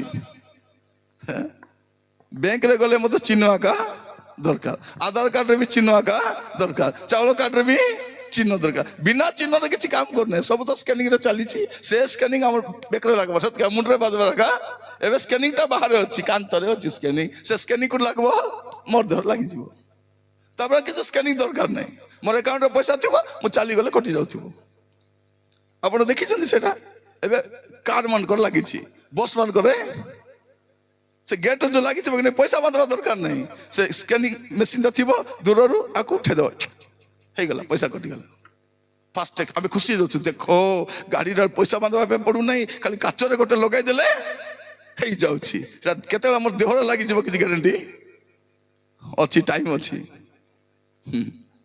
टाइम अछि एबे भाबु छथि आपण कोन गुप्त अछि बोली करके किछि नै आपण अकाउंट रे केते पैसा अछि जानि छथि आपण आधार कार्ड बाहरे बुलुछि आपण आखि चिन्ह मते बाहरे अछि टिप चिन्ह भी सब तो बाहरे बुलुछि अरे आपण बाहर कौन अछि मोर प्रिय भाई बहनी माने हमर मोबाइल मध्ये आमे कंट्रोल करनु के कंट्रोल करूछि आपण जदी गोटे खाइबा विषय देखबे नै 50 टा खाइबा विषय आसबो नै खाइबाटा कर देखला सब खाइबाटा साड़ी कर देखला सब साड़ी कार्टून देखला पूरा से छुइले तो जानि देबे के छुची बोली करी सानो पिला छुची बोल जानले कार्टून आसबो बड़ पिला स्त्री लोक छुइले जानबे साड़ी वाली एटा आसला बोली करी साड़ी सब आसीबो जे जंती लोक आसले देखो फैशन वाली को देखि दबो और फिंगर फैशन वाली खाली सुंदर गोरा हेबा डागा आसुथिबो केमती लो सब जानला बोलिया का तो जान बसे कैमरा तो लागि छी ना नहीं मोबाइल कोन अछि सेपट गोटे कैमरा एपट गोटे कैमरा अछि तो ऑन अछि सेटा ऑन अछि आजकल तो दामिका कैमरा गुड़ा को ऑन कले ग्रीन लाइट लगुची माने आपण को विषय के गोटे सुनुची के गोटे देखुची अरे केते लुचाइबे औरी केते लुचाइबे हां एबे सीसी कैमरा चारियार लागि छी किंतु प्रभु को सीसी कैमरा तो पृथ्वी जाको लागि छी आपण कोड लुचि पारबे ना पर्वत रे जानतो ना समुद्र भीतर से गीत कोन कहउछती मु समुद्र भीतर गले तुमे सेठी मु इठी गले सेठी मोर बसबार मोर उठीबार मोर शयन गमन सब जानि छथि अरे कोन लुचाइ बुआरी कोन लुचाइ जानि के जानि नांती मोर प्रिय भाई पड़ी माने आज वाक्य सुनला मन रखितांतु आपन को विषय मो विषय किछि गुप्त आज समय अछि सुधारिबा पई प्रभु आसुछथि मनोनीत लोक मन सब को नेबा पई नै चोर जंती आसले जानि पारुनु प्रभु आसलाटा मध्ये हम जानि पार चोर काई आसुछि तमरो चुराइबा पई जे तमर छिंडा जूता नेबा आसुछि ठुटा झाड़ू से फटा हांडी चिरा लुगा हटला नाइटी नेबा आसुछि कोन पे आसुछि से बहुमूल्य जिनिस नेबा पई आसुछि तो प्रभु मते काको नेबा आसुछंती बहुमूल्य आपण बहुमूल्य की बहुमूल्य बोले बंचबार अछि हम मूल्य को सस्ता हरइबार नहीं आज वाक्य सुनला बेलू द्वितीय विषय कहीं आसुछंती मनोनीत लोक मान को कारण मनोनीत लोक मान को संग्रह कला पर एका जगत उपर को विपत्ति आसीबो जदि आपण देखिबे आदि पुस्तक 18 पर्व तार 23 पद पढ़ले जानि परिबे आदि पुस्तक 18 पर्व 23 पद पढ़ि अनंतर अब्राहम निकट को जाई कहिले आपण के दुष्ट सहित कौन कर आपण की दुष्ट सहित धार्मिक को संहार करिवे तापरे होई पारे हाँ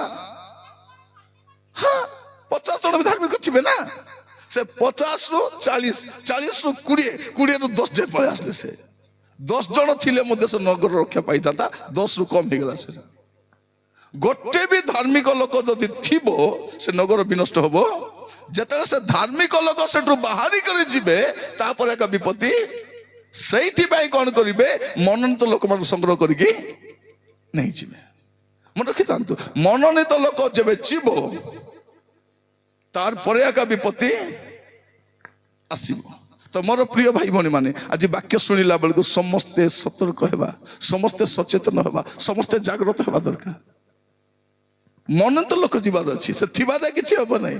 ଦେଖନ୍ତୁ ଘର ମଧ୍ୟ, ଆପଣଙ୍କ ଘରେ ମଧ୍ୟ ଗୋଟେ ଭଲ ପ୍ରାର୍ଥନାଶୀଳ ଲୋକ ଥିବା ଯାଏ ବିପତ୍ତି ଆସିବ ନାହିଁ। ଯଦି ସେ ମରିଯିବ କି କୁଆଡେ ପଳେଇବ ତାପରେ ସମସ୍ୟା। ଏବେ ଅନେକ ଘରକୁ ଦେଖିବେ, ସେ ଘରେ ସେ ପ୍ରକାର ପ୍ରାର୍ଥନାକାରୀ ମା ବାପା ଥିବା ଯେ ସମସ୍ୟା, ଯୋଉଦିନ ସେମାନେ ମଲେ ଏଦିନ ସେମାନେ ଗଲେ। ମୁଁ ଅନେକକୁ କହୁଛି ଯାଇକରି, ମୁଁ ତ ସିଧା କଥା କୁହେ, ଯାହାର ଖାଏ ତାକୁ କୁହେ, ଯିବି ଖାଇବି, ସବୁ ଖାଇବି ହେଲା, ମାଛ ଖାଇବି, ମାଂସ ଖାଇବି, ଚିଙ୍ଗୁଡ଼ି ଖାଇବି, ପଇସା ନେବି, ଲାଷ୍ଟକୁ ଗାଳି କରି ମୋର କାମ କା ସେଟା। କାରଣ ଖାଇଛି ବୋଲି ତାକୁ ପ୍ରଶଂସା କରି ଆସିବିନି। ମୋର କାମ ହଉଛି ସିଧା ସିଧା କଥା କହିବାଟା। ପ୍ରିୟ ଦେଖନ୍ତୁ, ଡକ୍ଟର ମାନେ ପଇସା ନେବେ ନା ନାହିଁ? ପଇସା ନେବେ ଆକା, ଆଉ କହିବା ତମର କିଡନୀ 80% ଡ୍ୟାମେଜ ହେଇଗଲା ବୋଲିବେ। ପଇସା ନେଇକରି କହିବେ ନା ନାହିଁ? ତମର ବ୍ଲଡ ସମୟରେ ପଇସା ନେବାଟା, ପଇସା ନେବ ସେ ମାତ୍ର ରାଇଟ୍ ରିପୋର୍ଟଟା। ଆଜିର ଡକ୍ଟର ମାନେ କଣ ପଇସା ନେଉଛନ୍ତି? ପ୍ରଭୁ ତମକୁ ଆଶୀର୍ବାଦ କରିବେ, ତମର ମଙ୍ଗଳ ହେବା ପାଇଁ ଯାଉଛି, ଭଉଣୀ ତମର ଘର ହେବା ପାଇଁ ଯାଉଛି। ଓହୋ, ମୁଁ ଦେଖିପାରୁଛି ତମର ଘର ସାମনে ଗୋଟେ ଗାଡି ଅଛି, ନମ୍ବର ପ୍ଲେଟରେ ଏତିକି ନମ୍ବର ଲେଖା। ବାହାରେ ଗାଡି ନମ୍ବର ବି କହୁଛନ୍ତି। ପବିତ୍ର ଆତ୍ମା ଗାଡି ନମ୍ବର କହିବେ କି? କହିବେ? ପବିତ୍ର ଆତ୍ମା RTO ଅଫିସରେ ଜଏନ୍ କରିଛନ୍ତି, ଗାଡି ନମ୍ବର କହିବେ ନାଇଁ। ପବିତ୍ର ଆତ୍ମା ପାପ ବିଷୟରେ ଜଣେଇବେ, ଧାର୍ମିକତା ବିଷୟରେ କହିବେ, ବିଚାର ବିଷୟରେ ବାଇବଲ ଲେଖା ହେଇଛି। ପବିତ୍ର ଆତ୍ମା ଆସିଲେ ତିନିଟା ବିଷୟ ତମକୁ, ଏ ତିନିଟାକୁ ଛାଡି ଗାଡି ନମ୍ବର, ଶାଢୀ କଲର, ପର୍ଦା କଲର, ଏସବୁ ଚଲେଇଛନ୍ତି। କାହା ଘରକୁ ପଳେଇବେ, କଣ କହିବେ? ହାଲେଲୁୟା, ପ୍ରଭୁ ମତେ ଜଣାଉଛନ୍ତି ଭଉଣୀ ତମକୁ ଗୋଟେ ପୁଅ ହେବା ପାଇଁ ଯାଉଛି। ସେ ଭଉଣୀ ଖୁସି 1000 ଟଙ୍କା ଗାଡି ଦେଇଦେବ, ଦେବ କି ନାଇଁ? ପୁଅ ହବ ବୋଲେ ତାପରେ ଯେ ଝିଅ ହେଇଯିବ। ଝିଅ ହେଲେ କଣ ବୋଲି କହୁଛନ୍ତି? ନାଇଁ ପ୍ରଭୁ ମଝିରେ ପ୍ଲାନ୍ ଚେଞ୍ଜ କରିଦେଲେ। ପ୍ଲାନ୍ ଚେଞ୍ଜ କରି ସେଟା କହିବାର ଥିଲା ନା ନାଇଁ? ସେଟା ବି ତ କହିବାର ଥିଲା, ପ୍ଲାନ୍ ଚେଞ୍ଜ କରିବେ ନା। ପୁଅ ହେଲେ ଦେବେ, ନହେଲେ ଝିଅ ହେଲେ ଦେବେ। 3 ନମ୍ବରଟା ତ ଦେବେ ନାଇଁ ନା, ଦେବେ କୋଉଟା ବି ଦିଅନ୍ତୁ। ଆଉ ଏ ଶେଷ କାଳରେ ଝିଅ ଏକା ଜନ୍ମ ହେବେ, ବେଶୀ ଝିଅ ଏକା ହେବେ। ତ ଝିଅ ଯଦି ବେଶୀ ଜନ୍ମ ହଉଛନ୍ତି ଜାଣିବେ କଣ? ଏବେ ସବୁକୁ ଭ୍ୟାକ୍ସିନ ଦେବେ ପୁଣି ଝିଅ ମାନଙ୍କୁ। କେତେ ଚିନ୍ତା ଦେଖ, ଆମର ଝିଅ ମାନଙ୍କ ପାଇଁ କେତେ ମଙ୍ଗଳ ଚିନ୍ତା କରୁଛନ୍ତି। ମୋର ପ୍ରିୟ ଭାଇ ଭଉଣୀ ମାନେ, ଶେଷ କାଳରେ ଏଇଟା ଥିବ। ଏ ଭାବବାଣୀ ପଛରେ ଯାଉ ନାହିଁ। ଜୀବନକୁ ସଜାଡ଼ନ୍ତୁ, ପାପରୁ ଫେରନ୍ତୁ, ମନ୍ଦତାରୁ ଫେରନ୍ତୁ। ମନ ତ ଲୋକ ଯେବେ, କାହିଁକି ଦୁଷ୍ଟ ଧାର୍ମିକ ସହିତ ବିଚାର ହବ ନାହିଁ। ଯେବେ ଦୁଷ୍ଟ ଅଲଗା ହେଇଯିବେ, ଧାର୍ମିକ ଅଲଗା ହେଇଯିବେ, ତାପରେ ଦୁଷ୍ଟ ଉପରେ ବିଚାର ଆସିବ। ଯୀଶୁ କାହିଁକି ଆସୁଛନ୍ତି ଜାଣିଛନ୍ତି କି? ଆପଣ ମାନଙ୍କୁ ଗୌରବାନ୍ୱିତ କରିବା ପାଇଁ।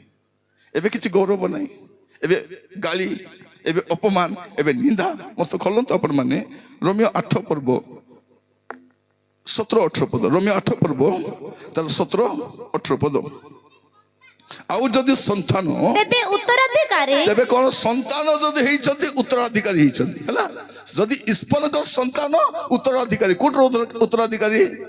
ସ୍ୱର୍ଗର ଉତ୍ତରାଧିକାରୀ। ଏଠି ହୁଏତ 2 ହାତ ଜମି ବି ନଥାଇପାରେ, ଏଠି ଚାଳ ଘର ଥାଇପାରେ, ଏଠି କିଛି ନଥାଇପାରେ, କିନ୍ତୁ ସ୍ୱର୍ଗର ସନ୍ତାନ ଯଦି ହେଇଛୁ ଉତ୍ତରାଧିକାରୀ। ତାପରେ ଅର୍ଥାତ୍ ଯଦି ଖ୍ରୀଷ୍ଟଙ୍କ ସହିତ ଗୌରବାନ୍ୱିତ ମଧ୍ୟ ହେବା ନିମନ୍ତେ ଆମ୍ଭେମାନେ ତାହାଙ୍କ ସାଙ୍ଗରେ ଦୁଃଖ ଭୋଗ କରୁ। ଦୁଃଖ ଭୋଗ ପରେ ତ ସୁଖ ଭୋଗ ଅଛି। ଦୁଃଖ ଭୋଗ ପରେ ତ କାହିଁକି ଯୀଶୁ ଆସୁଛନ୍ତି? ଆମକୁ ଗୌରବାନ୍ୱିତ କରିବେ, ଗୌରବ ମିଳିବ। ଏବେ ପ୍ରଚାର କାମ କରୁଛୁ, କେ ପଚାରୁନାହାନ୍ତି। ପ୍ରଭୁ ଆମକୁ ଗୌରବ ଦେବେ, ସମ୍ମାନ କରିବେ। ମୁଁ ପ୍ରଚାର କରୁଛି କଣ ପାଇଁ? ଲୋକ ମତେ ଖୁସି ହେଇକି ପଇସା ଦିଅନ୍ତୁ, ବାରମ୍ବାର ଡାକନ୍ତୁ, ଆଜ୍ଞା ତୁମେ ଏକା ଆସିବାର ଅଛି, ତୁମେ ନ ଆଇଲେ ହେବ ନାହିଁ ଆଜ୍ଞା, ସେଟା ପାଇଁ ନାହିଁ। ମୁଁ ପ୍ରଚାର କରୁଛି ଏଇଥିପାଇଁ ଯେ ସେଦିନ ପ୍ରଭୁ ଯୀଶୁ ମତେ କହିବା ଅଛି, ବେଶ ଉତ୍ତମ ବିଶ୍ୱସ୍ତ ଦାସ, ଭିତରକୁ ଆସ। ଏତିକି କହିଲେ ହେଇଗଲା, ମୋ ସେବା ସଫଳ ହେଇଯିବ। ଏଠି ଫୁଲ ମାଳ ପିନ୍ଧି ବୁଲୁଥିବି, ଏଠି ପଇସା ଧରି ବୁଲୁଥିବି, ଲାଷ୍ଟକୁ ପ୍ରଭୁ କହିବେ ମୁଁ ତତେ ଚିହ୍ନି। ପ୍ରଭୁ ମୁଁ ଆପଣଙ୍କର ଦାସ, ତୁ ମୋର ଦାସ କୁଆଡେ? ତୁ ତ ଲୋକମାନଙ୍କ ଦାସ ଥିଲୁ, ପଇସା ଖାଉଥିଲୁ, ଖୁସି କରି ବୁଲୁଥିଲୁ। ଏବେ ଲୋକ ଖୋଜି ସାରିଲେଣି ତାଙ୍କୁ ଖୁସି କରିବା ବକ୍ତା କିଏ କିଏ? ତାଙ୍କୁ ଡାକବା, ତାଙ୍କୁ ଡାକବା, ତାଙ୍କୁ ଡାକବା, ଆକୁ ଡାକବା ନାହିଁ, ଖାଲି ଗାଳି ଏକା କରିବ। ପାଗଳା କୁକୁର କାମୁଡ଼ିଛି ତ।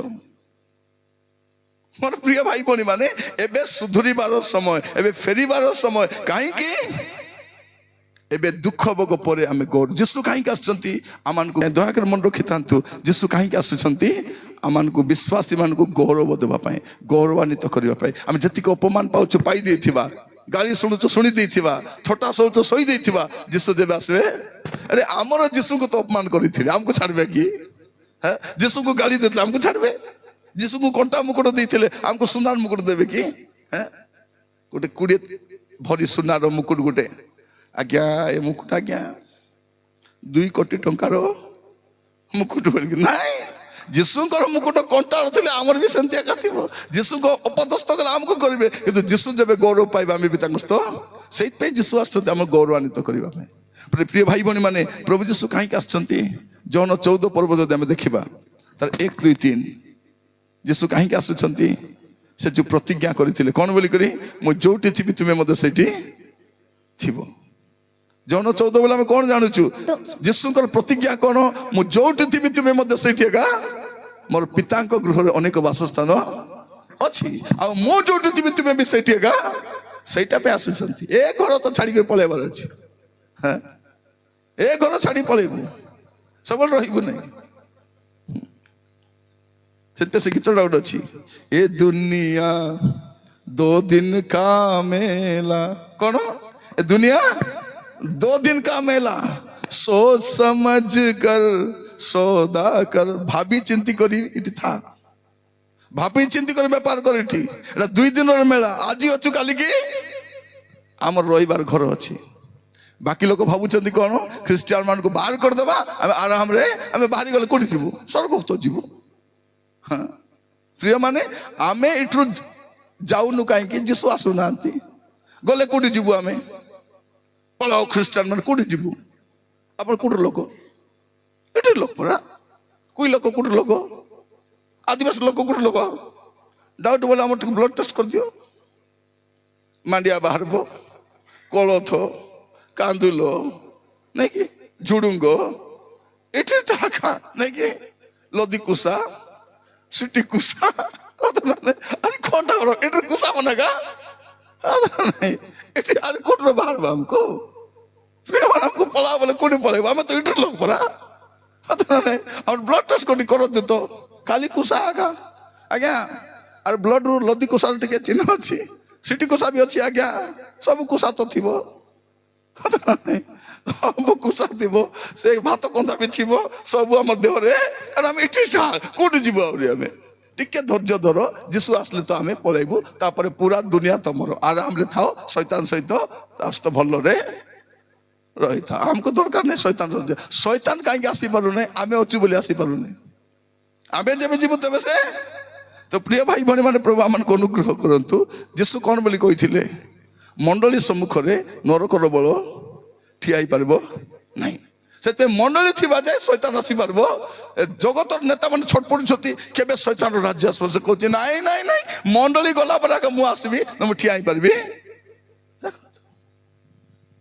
जन को जदि भूत धरी थी से आराम रे थी ना नहीं थी विश्वासी प्रार्थना कले पलैब पलैब थोड़े जन को भूत धरी थिला आराधना चली चर्च भीतर दूर भारी आसले हारी कचाड़ी पड़गला पर चुप है ठिया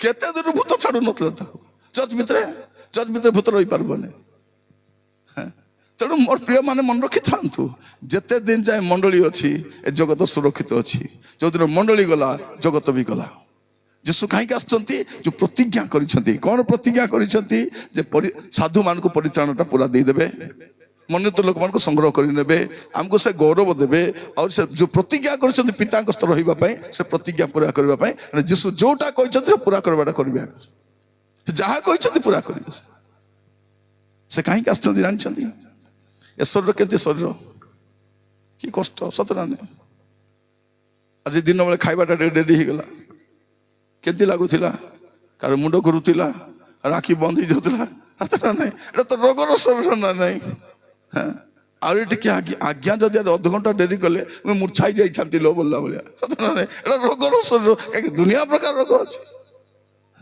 आम मीटिंग के भात भात खाई जीवु ना आज आइला बेल भात रांधि देते ଗରମ ଗରମ ଭାତ ମାଂସ ଡାଲି ଦେଲେ ମୁଁ ଜାଣିଦେଲି ଯଦି ଭାତ ମିଳୁଛି ବୋଲେ 4ଟାରେ ଖାଇବାଟା ଥିବ ଜାଣିକରି ନାଇଁ ବୋଲି କହିଲିନି ଟାଣି ଟାଣି ଖାଇଦେଲି ମୁଁ ଜାଣିକରି ବୁଦ୍ଧିମାନ ଲୋକ ଭଳିଆ ଆମେ ସକାଳେ କେବେ ଭାତ ଖାଉନୁ କିନ୍ତୁ ଆଜି ଯେତେବେଳେ କହିଲେ ଭାତ ଖାଇବ କି ଆଜ୍ଞା ଦିଅ ଆଜ୍ଞା କାରଣ ପ୍ରଭୁ କହୁଛନ୍ତି ଖାଇତା ଯଦି ବେଶୀ ଫୁଟାଣି ମାରିବୁ ବୁକରେ ମରବୁ ନାଇଁ ତ ଆରାମରେ ଖାଇଦେଲୁ ଆଜ୍ଞା ବି ଆରାମରେ ବସିଥିଲେ ମୁଁ ବି ଆରାମରେ କିଛି ଟେନସନ ଲାଗୁନି ଆହୁରି 1 ଘଣ୍ଟା ବି ପ୍ରଚାର ପେଟେ ପେଟେ ଖାଇ ଦେଇଥିଲୁ ପରା ତାକୁ ପଚାରିଲୁ ଆହୁରି ଖାଇବାକୁ ଦେବ କି ନା ଆଜ୍ଞା ମିଟିଂରେ ବି ଦେବୁ ବୋଲି କହିଲେ ସେଥିପାଇଁ ଟିକେ କମ ଖାଇଲୁ ନହେଲେ ସବୁ ଖତମ କରିବାରି ଆସିଥାଉଛି ମୋର ପ୍ରିୟ ଭାଇ ଭଉଣୀ ମାନେ ଏ ଶରୀର ହଉଛି ରୋଗର ଶରୀର କେମିତି ଶରୀର ଏଠି କାହାକୁ ରୋଗ ନାହିଁ ସମସ୍ତଙ୍କୁ ଅଛି ତ ଜଣେ ମା କଣ କହୁଛନ୍ତି ଆଜ୍ଞା ମତେ କିଛି ରୋଗ ନାହିଁ ଆଜ୍ଞା କିଛି ବେଲେ କିଛି ନାହିଁ ଚଷମା ପିନ୍ଧି ଦେଇଛି ମୁଁ କହିଲି ମା ଏ ଚଷମା କାହିଁକି ପିନ୍ଧିଛ ଟିବି ଟିକେ ଦୁଷୁ ନାହିଁ ବାବୁ ସେଟା ବି ରୋଗ ମା ଦାନ୍ତ ଝଡବାଟା ବି ରୋଗ ଆକା ଚୁଟି ପାଚବାଟା ବି ରୋଗ ଆକା ପାଦ ଫାଟବାଟା ବି ରୋଗ ଆକା ପାଟି କରିବାଟା ବି ତ କୋଉଟା ରୋଗ ନାହିଁ ଏ ତ ରୋଗର ଶରୀର କିନ୍ତୁ ପ୍ରଭୁ ଯୀଶୁ କଣ ପାଇଁ ଆସୁଛନ୍ତି ଏ ରୋଗର ଶରୀରକୁ ଏ ମୃତ୍ୟୁର ଶରୀରକୁ ଗୌରବଯୁକ୍ତ କରିବା ପାଇଁ ଆସୁଛନ୍ତି ହାଲେଲୁୟା ମସ୍ତ ମସ୍ତ ଖୋଲନ୍ତୁ ଆପଣ 1 କରନ୍ଥୀୟ 15 ପର୍ବ ତାର 52 ପଦ 1 କରନ୍ଥୀୟ 15 ପର୍ବ ତାର 52 ପଦ ହଁ କିନ୍ତୁ ଏକ ମୁହୂର୍ତ୍ତରେ ଚକ୍ଷୁର ପଲକରେ ଶେଷ ତୁରି ଧ୍ୱନିରେ ଆମେ ମାନେ ସମସ୍ତେ ପରିବର୍ତ୍ତିତ ହେବା କାରଣ ତୁରି ବାଜିବ ଆଉ ମୃତ ମାନେ ଅକ୍ଷୟ ହୋଇ ଉତ୍ଥିତ ହେବେ ପୁଣି ଆମ୍ଭେ ମାନେ ପରିବର୍ତ୍ତିତ ହେବା କଣ ହବା ତୁରି ବାଜିବାର ବାକି ସେ ତୁରି ଯଦି ବାଜିଗଲା 1000 ବର୍ଷ ପୂର୍ବେ ମରିବା ଲୋକ ବି ଉଠି ପାରିବ ବୋଲେ ଭାବି ଦିଅନ୍ତୁ କେମିତି ତୁରି ହେଇଥିବ ଜଣେ ଲୋକ 1000 ବର୍ଷ ଆଗରୁ ମରିଛି ସେ ମାଟି ଭିତରେ କଣଟା ଥିବ ତାର ହାଡ଼ ଥିବ ନା ଗୋଡ଼ ଥିବ କଣ ଥିବ କିଛି ନାହିଁ କିନ୍ତୁ ତୁରି ଏମିତି ଥିବ ଯୋଉ ଲୋକ ପ୍ରଭୁଙ୍କ ଠାରେ ଥାଇ ବଞ୍ଚିଛି ପ୍ରଭୁଙ୍କ ଠାରେ ଥାଇ ମରିଛି ସେ ଲୋକ ଶୁଣି ପାରିବ ଆଉ ଉଠିଲା ବେଳକୁ କେତେ ଉଠିବ ଆଉ କ୍ଷୟର ଶରୀର ନାହିଁ 80 ବର୍ଷ ଶରୀର ଆହୁରି 80 ବର୍ଷର ଶରୀର ନେଇ ଉଠିବ ନାହିଁ ଆହୁରି ସେ ଅନନ୍ତକାଳୀନ ଶରୀର ନେଇକରି ଉଠିବ ସେଇଥିପାଇଁ ଯୀଶୁ ଆସୁଛନ୍ତି ଏବେ କଷ୍ଟ ହେଲେ ବି ଥାଉ ପ୍ରଭୁଙ୍କୁ ଛାଡ଼ିବାର ନାହିଁ ଲୋକମାନେ କଣ କରୁଛନ୍ତି ଭଉଣୀ ମାନେ ହେଲୋ ତୁ ଏତେ ପ୍ରାର୍ଥନା କରୁଛୁ ପରା ଏତେ ପ୍ରାର୍ଥନା କରୁଛୁ ଉପବାସ କରୁଛୁ ପ୍ରଭୁଙ୍କ ଦାସ ମାନଙ୍କୁ ଖାଇବାକୁ ଦଉଛୁ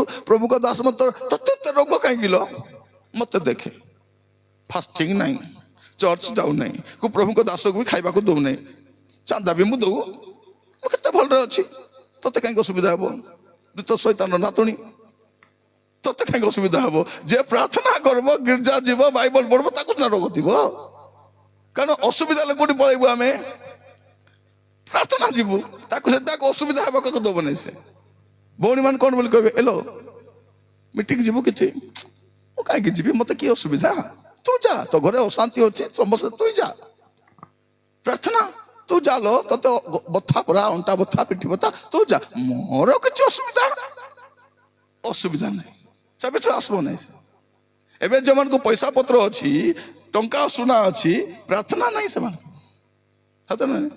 ଟିଭି ପକାଇ କରି ପ୍ରାର୍ଥନା କରୁଛନ୍ତି ଟିଭି ଚାଲିଥିବ ପ୍ରାର୍ଥନା ବି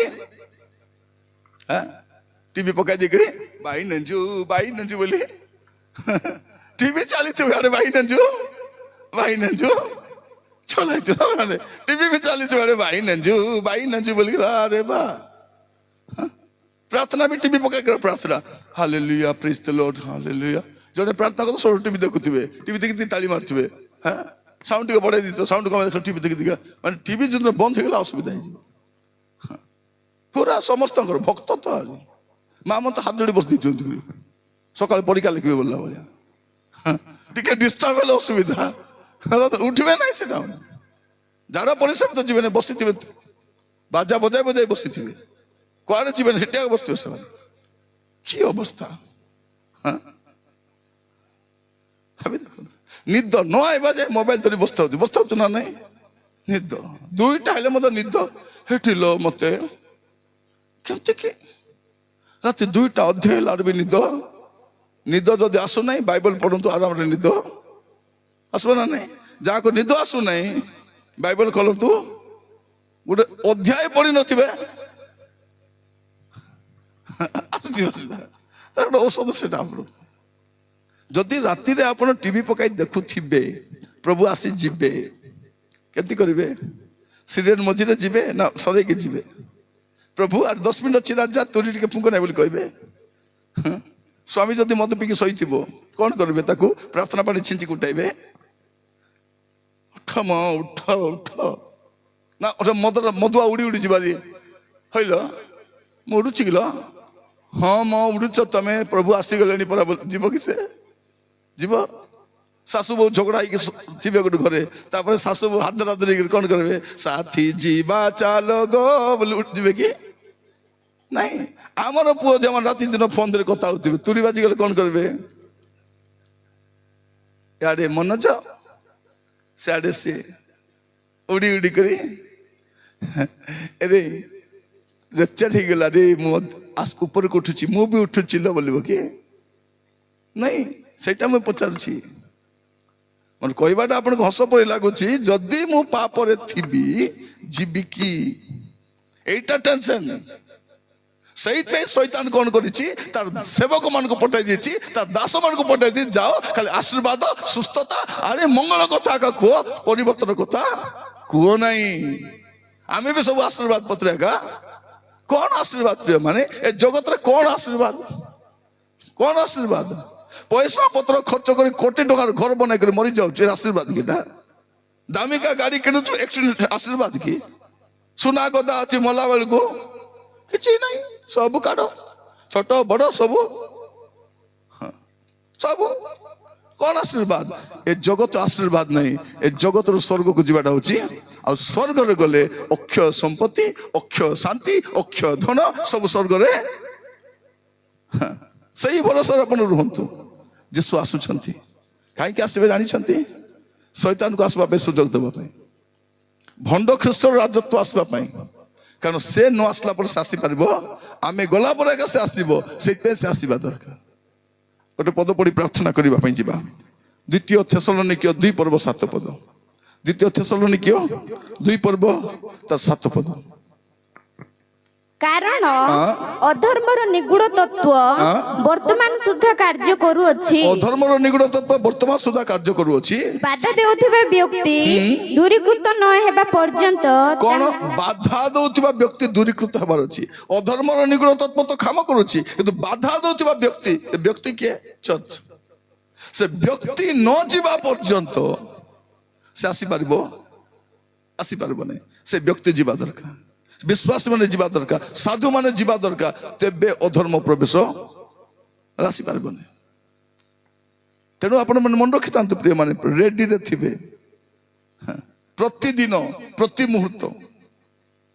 ମୁହୂର୍ତ୍ତ ଏବେ ପାପ ଶସ୍ତା ହେଇଗଲାଣି ପାପ ଶସ୍ତା ସମସ୍ତେ କରିପାରିବେ ଯାହାକୁ ଇଚ୍ଛା କିଏ କାହାକୁ ରେ ବୋଲିବା ଲୋକ ନାଇଁ ଆମର ଇଚ୍ଛା ଏବେ ପାପ କରିବାକୁ କୁଆଡେ ଯିବା ଦରକାର ନାହିଁ ସିନେମା ଦେଖିବାକୁ କୁଆଡେ ଯିବା ଦରକାର କି ନାଇଁ ଏବେ ଟିଭି କେ ଦେଖୁଛନ୍ତି କି ନାଇଁ ଟିଭିରେ କଣ ଗୋଟେ ପକାଇଥିବ ସବୁ ଲୋକ ବସିକି ଦେଖିବ ମୋବାଇଲ ହେଲେ କଣ ଯାହାକୁ ଇଚ୍ଛା ଯେ ଯୋଉଟା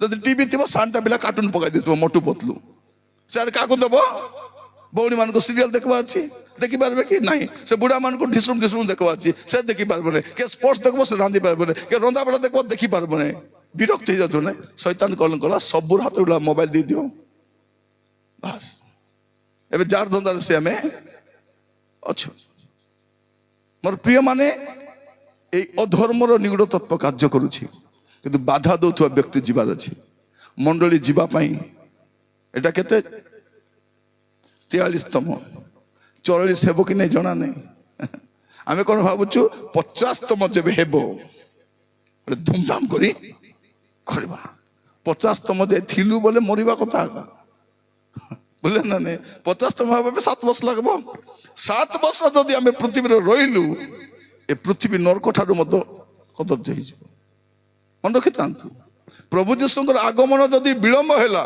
ସେ ଧୈର୍ଯ୍ୟ ଧରିଲେ ଆହୁରି କିଛି ପରିବର୍ତ୍ତନ ହୁଅନ୍ତୁ ଆମର ଅବସ୍ଥା ଖରାପ ହେଇଯିବ ଆମର ଅବସ୍ଥା ଶୋଚନୀୟ ହେଇଯିବ କାରଣ ଜଗତ ବଞ୍ଚିଲା ଭଳିଆ ନଥିବ ପାଣି ବିଷାକ୍ତ ପବନ ବିଷାକ୍ତ ଖାଦ୍ୟ ବିଷାକ୍ତ ଔଷଧ ବିଷାକ୍ତ ପନିପରିବା ମଧ୍ୟ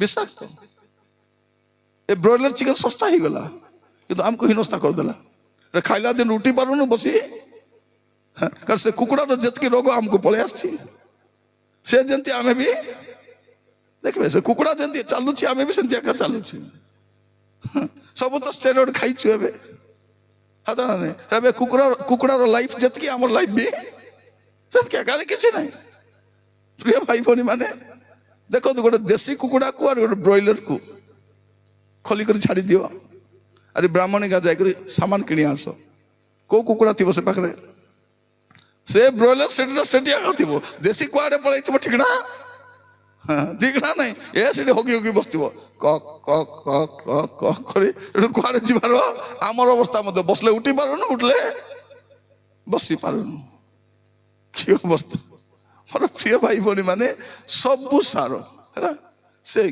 कंचा लंका भी सार दिया चाउल भी सार दिया हा कोटा को औषध ठीकटा नहीं सतना नहीं नले आगो ज्वर हेले गोटे टैबलेट खाइले ज्वर छाड़ी जाउथिला ए 10टा टैबलेट खाइले ज्वर छाड़छु की नहीं 10टा बटिका पूरा नले आगो किडी आनुथलो 2टा खाइले ज्वर पारासिटामोल गुटे गुटे पका पका ज्वर छाड़ी दो ए 10टा खाइले भी ज्वर जाउ नहीं ठंडा जदि ज्वर हितबो सब औषध सरले भी 8 दिन पर एका जीव से औषध किछ काम देबाटा नहीं जदि का झाड़ा फाड़ा ही जाइछि बोले औषध खाउतबो डेली जाउतबो से औषध खाउछि कि नहीं खाउछि जाउछि खाउछि जाउछि सब भेजालटा मु काहे कि आपण मान को कहउछि आउरी केतरा भेजाल देखबो हमें जलवायु प्रदूषित हो गलानी समाज प्रदूषित हो गलानी ए पूरा पाप रे प्रदूषित समाजटा जदि प्रभुकर आगमन आउरी ही गला ना आपण रही परबे ना मु रही परबे खाली गोटे प्रार्थना करबा कथा प्रभु आपण शीघ्र आसंतु रहिबा चिंता घर बांधंतु चाकरी करंतु व्यवसाय करंतु पाठ पढ़ंतु किंतु जीवा पय रेडी रे मु कहूना जे जीसु आसबे तुमे चुपचाप घरे बसता बोली करी चाकरी भी करो व्यवसाय करो पाठ करो पढ़ो बाहा हुओ छुआ जन्म करो व्यवसाय करो किंतु प्रभु रे थाओ जते आसबे जोटी तुम सेटु पळैबार अछि प्रभु आज हमन को अनुग्रह करंतु जीसु आसुछंती कारण आउ अत्यल्प समय बेसी समय नहीं मो बाइबल पढ़ी मु जानी पारुछि परिस्थिति को देखि जानी पारुछि गोटे विषय आत्मा सब बेले कहउछंती आउ समय नहीं आउ समय नहीं मन रखितांतु आपनको जीवन केमती अछि एई अवस्था रे प्रभु को राज्य को जाई परबे कि आसंतु प्रार्थना करबा पे जिबा समस्त चक्षु बंद करबा आ अत्यल्प समय मात्र जहांकर आगमन करबा अछि आगमन करिवे और विलंब करिवे नहीं विलंब करिवे नहीं प्रत्येक को कहबा पई चाहे आज बेलो थाउ थाउ समय थाउ थाउ आमे प्रत्येक आपण आपण जीवन को सजाड़िबा आमे प्रत्येक आम जीवन को सजाड़िबा मोर प्रिय भाई भनी माने आमे जानि न केते बेले कोन हे जीवो जगतर अवस्था कोन हेबा पई जाउछ आमे जानि न जगतर परिस्थिति कोन हेबा पई जाउछ आमे जानि न आज सुजोग अछि पापरु फेरी पारिबा मंदतर फेरी पारिबा अबाटरु फेरी पारिबा दुष्टतर फेरी पारिबा yes lord yes lord yes lord प्रभु दया करो बापा ओ राजा हालेलुया अनुग्रहकारी परमेश्वर दया करो ओ मोर प्रिय भाई भनी माने एटा समय जीवन को समीक्षा करिबा पाए एटा समय पाप रे फेरिबा पाए एटा समय मंदतर फेरिबा पाए कारण आउ अत्यल्प समय मात्र आउ बेसी समय नाही आपण भाबतु नाही आउ समय अछि ओ मोर प्रिय भाई भनी माने आगो को आउ समय नाही पापर फेरी पारिबे मंदतर फेरी पारिबे दुष्टतर फेरी पारिबे प्रभु को कहि पारिबे प्रभु मु आपन को पाखो का आसुची प्रभु मते दया करे सहाय्य करो ओ मोर प्रिय भाई भनी माने एटा सुजोग आपन को पाए प्रार्थना करंतु समर्पित हुअंतु प्रभु को कहंतु प्रभु मु आपन को पाखो का आसुची प्रभु मते दया करे सहाय्य करो हे मोर प्रिय भौणी माने हे मोर प्रिय मां माने हे मोर प्रिय झियो माने एटा समय सुस्थता पाई प्रार्थना करिबार चाकरी पाई प्रार्थना करिबार धन पाई प्रार्थना करिबार समय नहीं आपण आपण जीवन को सजाड़िबार समय प्रभु को कह प्रभु मोर जीवन जदि किछि पाप अछि प्रभु मोर जीवन किछि मंदता अछि प्रभु किछि दुष्टता अछि प्रभु दया करी मते देखाई दियो प्रभु मोर पाप को छाड़िबा पई सहाय्य करो मोर मंदता को छाड़िबा पई सहाय्य करो प्रभु ओ मोर प्रिय मां माने प्रिय झियो माने एमिति समय हमको मिलबो नाही आउ अति अल्प समय मात्र भाई माने आउ समय नाही भाई माने ओ मोर प्रिय भाई बने माने आउरी आगो को समय नाही एटा फेरिबार समय एटा मंदतार फेरिबार समय एटा अबाटर फेरिबार समय एटा दुष्टतार फेरिबार समय एटा प्रभु को कहिबार समय प्रभु मो फेरि आसीछि प्रभु मते दया करो हालेलुया हालेलुया हालेलुया हालेलुया ओ मोर प्रभु माने ओ मोर भाई माने प्रार्थना प्रार्थना प्रार्थना करंतु जीवन को समर्पण करंतु प्रभु को कहंतु प्रभु मते दया करो राजा मते दया करो प्रभु मोर पाप सब क्षमा करो प्रभु Yes Lord, yes Lord, yes Lord, yes Lord, yes Lord, yes Lord, yes Lord, yes Lord, yes Lord. पुओ माने झियो माने एमिति का समय आगो को मिली बने तो मान को अति अल्प समय मात्र जाकर आगमन करिबार अछि से आगमन करिवे आ विलंब करिवे नाही आपण आ विलंब बोली भाबंतु नाही आपण सेवा समाप्त हेबा पई जाउछि जगत रहिबा समय समाप्त हेबा जाउछि हमर जीवन को सजाड़िबा Hallelujah. Yes, Lord. Yes, Lord. Yes, Lord. Yes, Lord. Yes, Lord. धन्यवाद राजा प्रभु दया करो दया करो दया करो दया करो प्रभु अपना अपना जीवन को सजाड़िबा पाए पाप रे फेरिबा पाए मंदतर फेरिबा पाए दुष्टतर फेरिबा पाए प्रभु Yes, Lord. Yes, Lord. Yes, Lord. Yes, Lord. Yes, Lord. Yes, Lord. Yes, Lord. Yes, Lord. Yes, Lord, yes, Lord, yes, Lord. Yes, Lord, yes, Lord, yes, Lord. Oh, Prabhu दया करो. Oh, Prabhu दया करो. Oh, Prabhu दया करो, दया करो, दया करो प्रभु. Oh, राजा. Oh, Prabhu दया करो बाबा. Yes, Lord. Yes, Lord, yes, Lord, yes, Lord, yes, Lord. Thank you, Lord. Thank you, Lord. Thank you, Lord. Thank you, Lord. Amen, amen, amen, amen, amen, amen. प्रभु दया करो बापा Yes Lord Yes Lord Yes Lord Yes Lord Yes Lord जिसु आसुचंती जिसु शीघ्र आसुचंती जिसु शीघ्र आसुचंती अल्प समय मात्र आगो को समय नाही मोर भाई बोली माने आगो को आउ समय नाही केवल अति अल्प समय अछि ए अल्प समय जीवन सजाड़िबा पाए पापरु फेरिबा पाए मंदतरु फेरिबा पाए Yes Lord दया करो बापा दया करो बापा दया करो बापा दया करो ओ मोर भौणी माने मोर भाई माने आउ ए जगत पछरे नाही चाकरी करंतु किंतु प्रभु के राज्य में प्रस्तुत थांतु व्यवसाय करंतु प्रभु के राज्य में प्रस्तुत थांतु जहां भी आपण करूछंती केवल आगमन में प्रस्तुत कार्य करंतु पाप रे छंदी हेबार समय नाही अनुताप करिबार समय पाप छाड़िबार समय ओ आउरी कोनोसी विषय पाए नाही आ कोनोसी विषय आसक्त आपण रहंतु नाही प्रभु आपण को धनी करंतु आपण को चाकरी दियंतु व्यवसाय दियंतु सेठी मन दियंतु नाही मन दियंतु प्रभु आगमन पाए आगमन संकेत आम देखी सारूनी पृथ्वी अवस्था को देखंतु पृथ्वी परिस्थिति को देखंतु आउ बेसी समय नाही कौन सी मुहूर्त प्रभु आगमन हो पारे आम प्रस्तुत ही रहिबा आम जागृत ही रहिबा आम पापरु फेरिबा आम मंदतर फेरिबा आम आउरी पापरे रहिबा नाही Yes Lord Yes Lord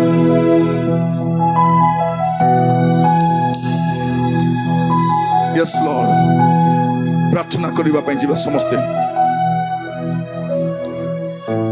पिता परमेश्वर आपन को धन्यवाद दोछि प्रभु आपन दैथिबा सुंदर समय पाए प्रभु हम पाई केते बड़ भरोसा प्रभु जे शीघ्र आसुचंती अविलंब रे आसुचंती हमको जो प्रतिज्ञा देथिले हमको जो भरोसा देथिले जो भरोसा रे हम बंचिछु प्रभु ता पूरा करिबा पाए प्रभु आम शरीर अनेक रोग अच्छी प्रभु ए सब रोग मुक्त करने पाए ए पापर जगत दूर को नहीं जीवा पाए ए प्रमादपूर्ण जगत दूर को नहीं जीवा पाए आपण राज्य रे ग्रहण करने पाए आपण सहित सदाकाल रहिबार सौभाग्य देवा पाए प्रभु अविलंब से आसुचंती प्रभु आज रात्र रे ଯେଉଁମାନେ ଆପଣ ଆପଣ ଜୀବନକୁ ସଜାଡ଼ିବା ପାଇଁ ଚାହୁଁଛନ୍ତି, ପାପ ପତ୍ର ଫେରିବା ପାଇଁ ଚାହୁଁଛନ୍ତି, ମନ୍ଦତରେ ଫେରିବା ପାଇଁ ଚାହୁଁଛନ୍ତି, ପ୍ରଭୁ ପ୍ରତ୍ୟେକଙ୍କୁ ଦୟା କର, ଯୀଶୁଙ୍କ ନାମରେ ଦୟା କର। ଆଜିଠାରୁ ଗୋଟେ ନୂଆ ଜୀବନ କାଟିବା ପାଇଁ, ଗୋଟେ ଜାଗ୍ରତ ଜୀବନ କାଟିବା ପାଇଁ, ଗୋଟେ ପ୍ରସ୍ତୁତ ଜୀବନ କାଟିବା ପାଇଁ ସାହାଯ୍ୟ କର ପ୍ରଭୁ। ଆଉ ଲୋକ ଦେଖାଣିଆ ଜୀବନ କାଟିବୁ ନାହିଁ ପ୍ରଭୁ, ଛଳନାର ଜୀବନ କାଟିବୁ ନାହିଁ ପ୍ରଭୁ, ଲୋକମାନଙ୍କୁ ବୋକା ବନାଇବୁ ନାହିଁ ପ୍ରଭୁ, ନିଜେ ଜୀବନକୁ ସଜାଡ଼ିବୁ। ଆମମାନଙ୍କୁ ଅନୁଗ୍ରହ କର, ପ୍ରତ୍ୟେକଙ୍କୁ ଦୟା କର ଯୀଶୁଙ୍କ ନାମରେ, ଯୀଶୁଙ୍କ ନାମରେ, ଯୀଶୁଙ୍କ ନାମରେ, ଯୀଶୁଙ୍କ ନାମରେ ପ୍ରତ୍ୟେକଙ୍କୁ ଦୟା କରନ୍ତୁ। ପ୍ରାର୍ଥନା ଶୁଣିଥିବାରୁ ଧନ୍ୟବାଦ, ଧନ୍ୟବାଦ, ଧନ୍ୟବାଦ ପ୍ରଭୁ। ଯେଉଁ ସମସ୍ୟା ସବୁ ନେଇ ଆସିଛନ୍ତି ପ୍ରଭୁ ସମାଧାନ କର ପ୍ରଭୁ। ପ୍ରଭୁ ଅନେକ ବିଭିନ୍ନ ରୋଗ ନେଇ ଆସିଛନ୍ତି ପ୍ରଭୁ, ଯୀଶୁଙ୍କ ନାମରେ ଆପଣ ଛୁଇଁ ଦିଅନ୍ତୁ ପ୍ରଭୁ, ଆପଣ ଛୁଇଁ ଦିଅନ୍ତୁ ପ୍ରଭୁ। ଏଠୁ ସୁସ୍ଥତା ପାଇକି ଯାଆନ୍ତୁ ପ୍ରଭୁ। ଘରେ ଅଶାନ୍ତି ଅଛି, ଘରେ ମନମାଳିନ ଅଛି ପ୍ରଭୁ, ସେ ଅଶାନ୍ତି ଦୂର ହଉ ରାଜା। ଓ ପ୍ରଭୁ ଅନେକ ପ୍ରାର୍ଥନାର ଉତ୍ତର ଏବେ ଯାଏ ଆସିନାହିଁ ପ୍ରଭୁ, ସେ ଉତ୍ତର ପାଇବାର ସମୟ ଏଇଟା ଅଟେ ପ୍ରଭୁ। ଯୀଶୁଙ୍କ ନାମରେ ଉତ୍ତର ଦିଅ ପ୍ରଭୁ। ଓ ରାଜା ସେମାନଙ୍କର ଅନ୍ଧକାର ପ୍ରଭୁ ଆଲୋକରେ ପରିଣତ ହେଉ ବୋଲି ପ୍ରାର୍ଥନା କରୁଛି। ଓ ପ୍ରଭୁ ପାରିବାରିକ ସମସ୍ୟା, ପାରିବାରିକ ଜଞ୍ଜାଳ ସବୁ ପ୍ରଭୁ ଓ ପ୍ରଭୁ ପରିବର୍ତ୍ତନ କର ପ୍ରଭୁ। ଅନେକ ସଂଘର୍ଷ ମଧ୍ୟ ଦେଇ ଯାଉଛନ୍ତି, ସେ ସଂଘର୍ଷକୁ ପରିବର୍ତ୍ତନ କର ପ୍ରଭୁ। ଅନେକ ପିଲାମାନଙ୍କ ଜ୍ଞାନର ଅଭାବ ପ୍ରଭୁ, ଜ୍ଞାନ ଦିଅ ବୋଲି ପ୍ରାର୍ଥନା କରୁଛି। ଓ ପ୍ରଭୁ ଅନେକ ଋଣରେ ବୁଡ଼ିଛନ୍ତି ପ୍ରଭୁ, କେବେ ବାହାରିବେ ଭାବି ଭାବି ପ୍ରଭୁ ସେମାନେ ଅସ୍ତବ୍ୟସ୍ତ ହେଉଛନ୍ତି। ଯୀଶୁଙ୍କ ନାମରେ ପ୍ରଭୁ, ଯୀଶୁଙ୍କ ନାମରେ, ଯୀଶୁଙ୍କ ନାମରେ ଋଣ ମୁକ୍ତ ଜୀବନ କାଟିବା ପାଇଁ ସାହାଯ୍ୟ କର ଯୀଶୁଙ୍କ ନାମରେ, ଯୀଶୁଙ୍କ ନାମରେ ପ୍ରଭୁ ଦୟା କର। ଯୁବାମାନେ ପ୍ରଭୁ ସେମାନେ ଅବାଟରେ ଯାଉଛନ୍ତି ପ୍ରଭୁ, ଗୁପ୍ତରେ ଅନେକ ପାପ କରୁଛନ୍ତି, ଅନେକ ଭୁଲ ବିଷୟ ଦେଖୁଛନ୍ତି, ଅନେକ ଭୁଲ ବିଷୟ କଥାବାର୍ତ୍ତା ହେଉଛନ୍ତି। ଆଜି ଛାଡ଼ିବା ପାଇଁ ସାହାଯ୍ୟ କର ଯୀଶୁଙ୍କ ନାମରେ। ଯଦି କାହାରି ମନ୍ଦ ଅଭ୍ୟାସ ଅଛି ପ୍ରଭୁ ତାହା ଛାଡ଼ିବା ପାଇଁ ଅନୁଗ୍ରହ କର। ଆଜିଠାରୁ ଗୋଟେ ନୂଆ ଜୀବନ କାଟିବା ପାଇଁ ଦିଅ ବୋଲି ପ୍ରାର୍ଥନା କରୁଛି। ଆମର ମନ୍ଦ ଅଭ୍ୟାସ ସବୁ ଚାଲିଯାଉ ରାଜା ଯୀଶୁଙ୍କ ନାମରେ। ପ୍ରତ୍ୟେକଙ୍କୁ ପ୍ରତ୍ୟେକଙ୍କୁ ପ୍ରତ୍ୟେକଙ୍କୁ ଆପଣଙ୍କ ଦାସ ଭାବରେ ମୁଁ ଆଶୀର୍ବାଦ କରୁଛି ପିତା, ଦୟାକରି ଆଶୀର୍ବାଦ କର ପ୍ରଭୁ। ଯେଉଁ ଛୁଆମାନେ ଅସୁସ୍ଥତା ଦେଇ ଗତି କରୁଛନ୍ତି ଯୀଶୁଙ୍କ ନାମରେ ଆମେ ସୁସ୍ଥତା ଘୋଷଣା କରୁଛୁ ଯୀଶୁଙ୍କ ନାମରେ, ଯୀଶୁଙ୍କର ନାମରେ ବାକ୍ୟ ପଠାଇ ପ୍ରଭୁ ସେ ଛୁଆମାନଙ୍କୁ ସୁସ୍ଥ କରିଦିଅ ପ୍ରଭୁ। ଯେଉଁମାନେ ନାନା ଅସୁସ୍ଥତା ଦେଇ ଗତି କରୁଛନ୍ତି ସେମାନଙ୍କୁ ସ୍ପର୍ଶ କର ବୋଲି ପ୍ରାର୍ଥନା କରୁଛି। କେବଳ ଯୀଶୁଙ୍କ ନାମରେ, କେବଳ ଯୀଶୁଙ୍କ ନାମରେ, ଯୀଶୁଙ୍କ ନାମରେ ଆରୋଗ୍ୟତା ଆସୁ, ଯୀଶୁଙ୍କ ନାମରେ ସମାଧାନ ଆସୁ, ଯୀଶୁଙ୍କ ନାମରେ ପରିସ୍ଥିତି ବଦଳ ବୋଲି ପ୍ରାର୍ଥନା କରୁଛି ପ୍ରଭୁ। ପରମେଶ୍ୱର ସେମାନଙ୍କ ଗୃହରେ ଯେଉଁ ଅନ୍ଧକାର ଶକ୍ତି କାର୍ଯ୍ୟ କରୁଛି ତା ଯୀଶୁଙ୍କ ନାମରେ ଦୂର ହେଇଯାଉ ରାଜା। ଯୀଶୁଙ୍କ ନାମରେ ସ୍ୱାମୀ ସ୍ତ୍ରୀ ମଧ୍ୟରେ ପ୍ରେମ ଦିଅ ରାଜା। ଯୀଶୁଙ୍କ ନାମରେ ପ୍ରଭୁ ଆମ ପିଲାମାନଙ୍କ ଜୀବନରେ ବାଧ୍ୟତାର ଜୀବନ ଦିଅ ଯୀଶୁଙ୍କ ନାମରେ। ଗୋଟେ ବାଧ୍ୟତାର ଜୀବନ କାଟିବା ପାଇଁ ସାହାଯ୍ୟ କର ବୋଲି ପ୍ରାର୍ଥନା କରୁଛି। ଆଜିଠାରୁ ପ୍ରଭୁ ସେମାନଙ୍କ ଜୀବନରେ ଆଶୀର୍ବାଦ ଭରି ଦିଅ ପ୍ରଭୁ। ସହିତ ପରମେଶ୍ୱର କଢ଼େଇ ନିଅ, ଯାହା ମାଗି ନାହିଁ ଦ୍ୱାରେ ଦାନ କର। ଆଦର ମହିମା ଗୌରବ ଆପଣଙ୍କୁ ଦେଇ ପ୍ରାର୍ଥନା ମୋର ପ୍ରାଣର ପ୍ରିୟ ଯୀଶୁଙ୍କ ନାମରେ ମାଗିଲି, ଆମେନ୍।